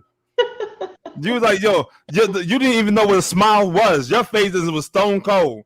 It got a little cold in here. I'm not gonna hold you. And I know that's not the central air. You know what I it's mean? just it's a very touchy subject for me. So I have a lot of feelings on that. And we On can go COVID? all night on it because Yes, you can go all night on Monday at 9 p.m. on the Power P, where she can tell you about all that shit that she's gonna tell you that she Yo, and her Black, I name, hate you. when you hear King Clips in her mouth because it's tonight. You're done. No one's listening. Right? Somebody listen somewhere out there. But we're gonna wrap this up because he can't do it at the moment. No, I'm gonna wrap it up. I just want to wrap when it it's up. my time to talk. Hey, yo, listen, Montana, who are you canceling tonight, man? We done move past canceling. We wrapping it up. Yeah, we're not. Everybody say peace. We're going. Yeah, now y'all want to wrap it up, huh? Yeah. Y'all want to wrap it up now, huh? See, Well, listen. It's past oh my 3 God, hours. I can't. I'm gonna start off because y'all taking too long. Yo, I'm Black Herb with 2117. This is a motherfucking. This is a Clock Watch presentation. And I'm out tonight. I'm gonna pass it down to Lady E, and then we go to Montana, and then we're gonna finish off with King Clips because he has a soliloquy he wants to send y'all home good night with tonight. All right, guys. Thank you guys for watching and commenting and all that stuff. We really appreciate it. It got a little heated tonight, and I mean that's what makes us, and that's what makes us a family because we're not always going to agree on everything. And I really appreciate everybody's comments and views on everything that we talked about tonight. And don't forget to like and subscribe to our YouTube channel. Be active in our group. And if you want to come on the show and talk about your piece on subjects, then let us know because we are more than welcome to have you on the show. Just you have to give us a shout out. You have to let us know because we can't read minds. So we're not good at that. Nobody can read minds. So if you want to be on the show, let us know because we need some more like new faces, new active people, because that's what keeps us interested. We want to hear other people's points of views on things. So, don't forget to watch our podcast Sunday nights and Tuesday nights at 9. And then we have a Power P all women cast at 9 p.m. with myself, Chrissy, and Montana. Usually it comes on. Hopefully she comes on next Monday night. Maybe. Yay! But it's a great show. You will not want to miss it. So stay tuned. Yes. All right. Go ahead. Also, fantastic. I haven't laughed that hard in so many years. That was fantastic. I was laughing. Oh my God, what an emotional episode. I haven't laughed that hard in so long. I love that shit. Very emotional episode, but yeah. You guys are great. This is why I did this. This is why I want to be part of this. So love it and love everyone that's watching, and it's really, really cool to be a part of. Everybody fill her inbox. All right, King Clips, man. And I got jumped tonight. I tried to wrap the show up. And whoever think I got jumped tonight, put me in the group out. You know what I'm saying? I feel attacked. I feel victimized. Is this a Me Too movement? What I are you got doing? canceled. I got canceled, man. God damn. I don't want to hear that because y'all, hold up. Not only you jumped me, No. Let me because talk. Lady E fell in line in that too, and jumped me too. Like I understand clips. And I'm like, oh, so you got jumped too? I got Nobody know I gonna got rewatch this jumped episode. This is a by dope you, episode. Lady E, in the comments. Like I still got. We got a whole bunch of comments from Lucky right here that Hey, continue to jump me. You see how it can go though. You see how it can go. This conversation is so organic, man, and that's why I love doing this. Hopefully we can turn it into something that the world can enjoy, because at the end of the day, there are celebrities out here doing the same thing we do, and I bet you don't get as much entertainment from just 4 regular people, 6 regular people, 7 regular people. We're just average people living our normal day lives, disagreeing, loving, laughing together. Exactly. That's it. We do this Mondays, Sundays, Tuesdays, and honestly, like I said, I'm gonna give you some different looks, and I'm gonna stay consistent with that. Thank you all for tuning in tonight. I thank you all for commenting. I love this shit, man. I live for it, man. You know what I'm saying? Like at this point, I think I live for it, and we owe it all to Black Earth. We owe it all to Clockwatch, man. This shit is what it is, man. You know what I mean? Love or hate us, man. We're still gonna be here every week. Check out Power Up You on Mondays. You know what I'm saying? Check out Clockwatch Sundays and Tuesdays. This is how we give it up, man. So if you're feeling us, share the group, subscribe to our YouTube page, like, comment, always be a part of the conversation. As you can see from tonight's very emotional laughter, anger, emotion. This is real shit. This is the voice of the people, man. You know what I'm saying? We're regular people. Like, we're not celebrities. We're regular people. We're not doing this because the shit is cool. We're in it. You know what I mean? We're in it. Like, we have a whole girl, Montana, that's suffering from COVID as we speak. Like, we're in it. You know what I mean? We're in it. So, Yeah, post that YouTube plug too. Yeah, man. I want to hear what other people are passionate about. Like, what do you want us to talk about? What do you want us to, research and discuss on our podcast? Like, be more active in our podcast. Like, you're active in our group, and I really appreciate that. And that's great. Maybe we should take from whatever you post in our group to put that into our podcast and ask other people what they think of their perspective on things. So, just keep commenting, keep posting, and be active in our group. And we love to hear everybody's perspectives on stuff. YouTube link. Oh, all right. Here you go, guys. You got a little take us out music going on right now. Like the podcast, subscribe to our YouTube channel, drop a like, comment, and hit that notification bell to be the first to know when we go live. You are now on the clock, man. This is Clockwatch, baby. Beautiful fucking episode tonight. And at that, I am King Clips, man. That is Black Earth. That is Lady E. That is Montana, and we will catch you on Sunday or on the live. Just tune into our group, y'all. All right? Peace.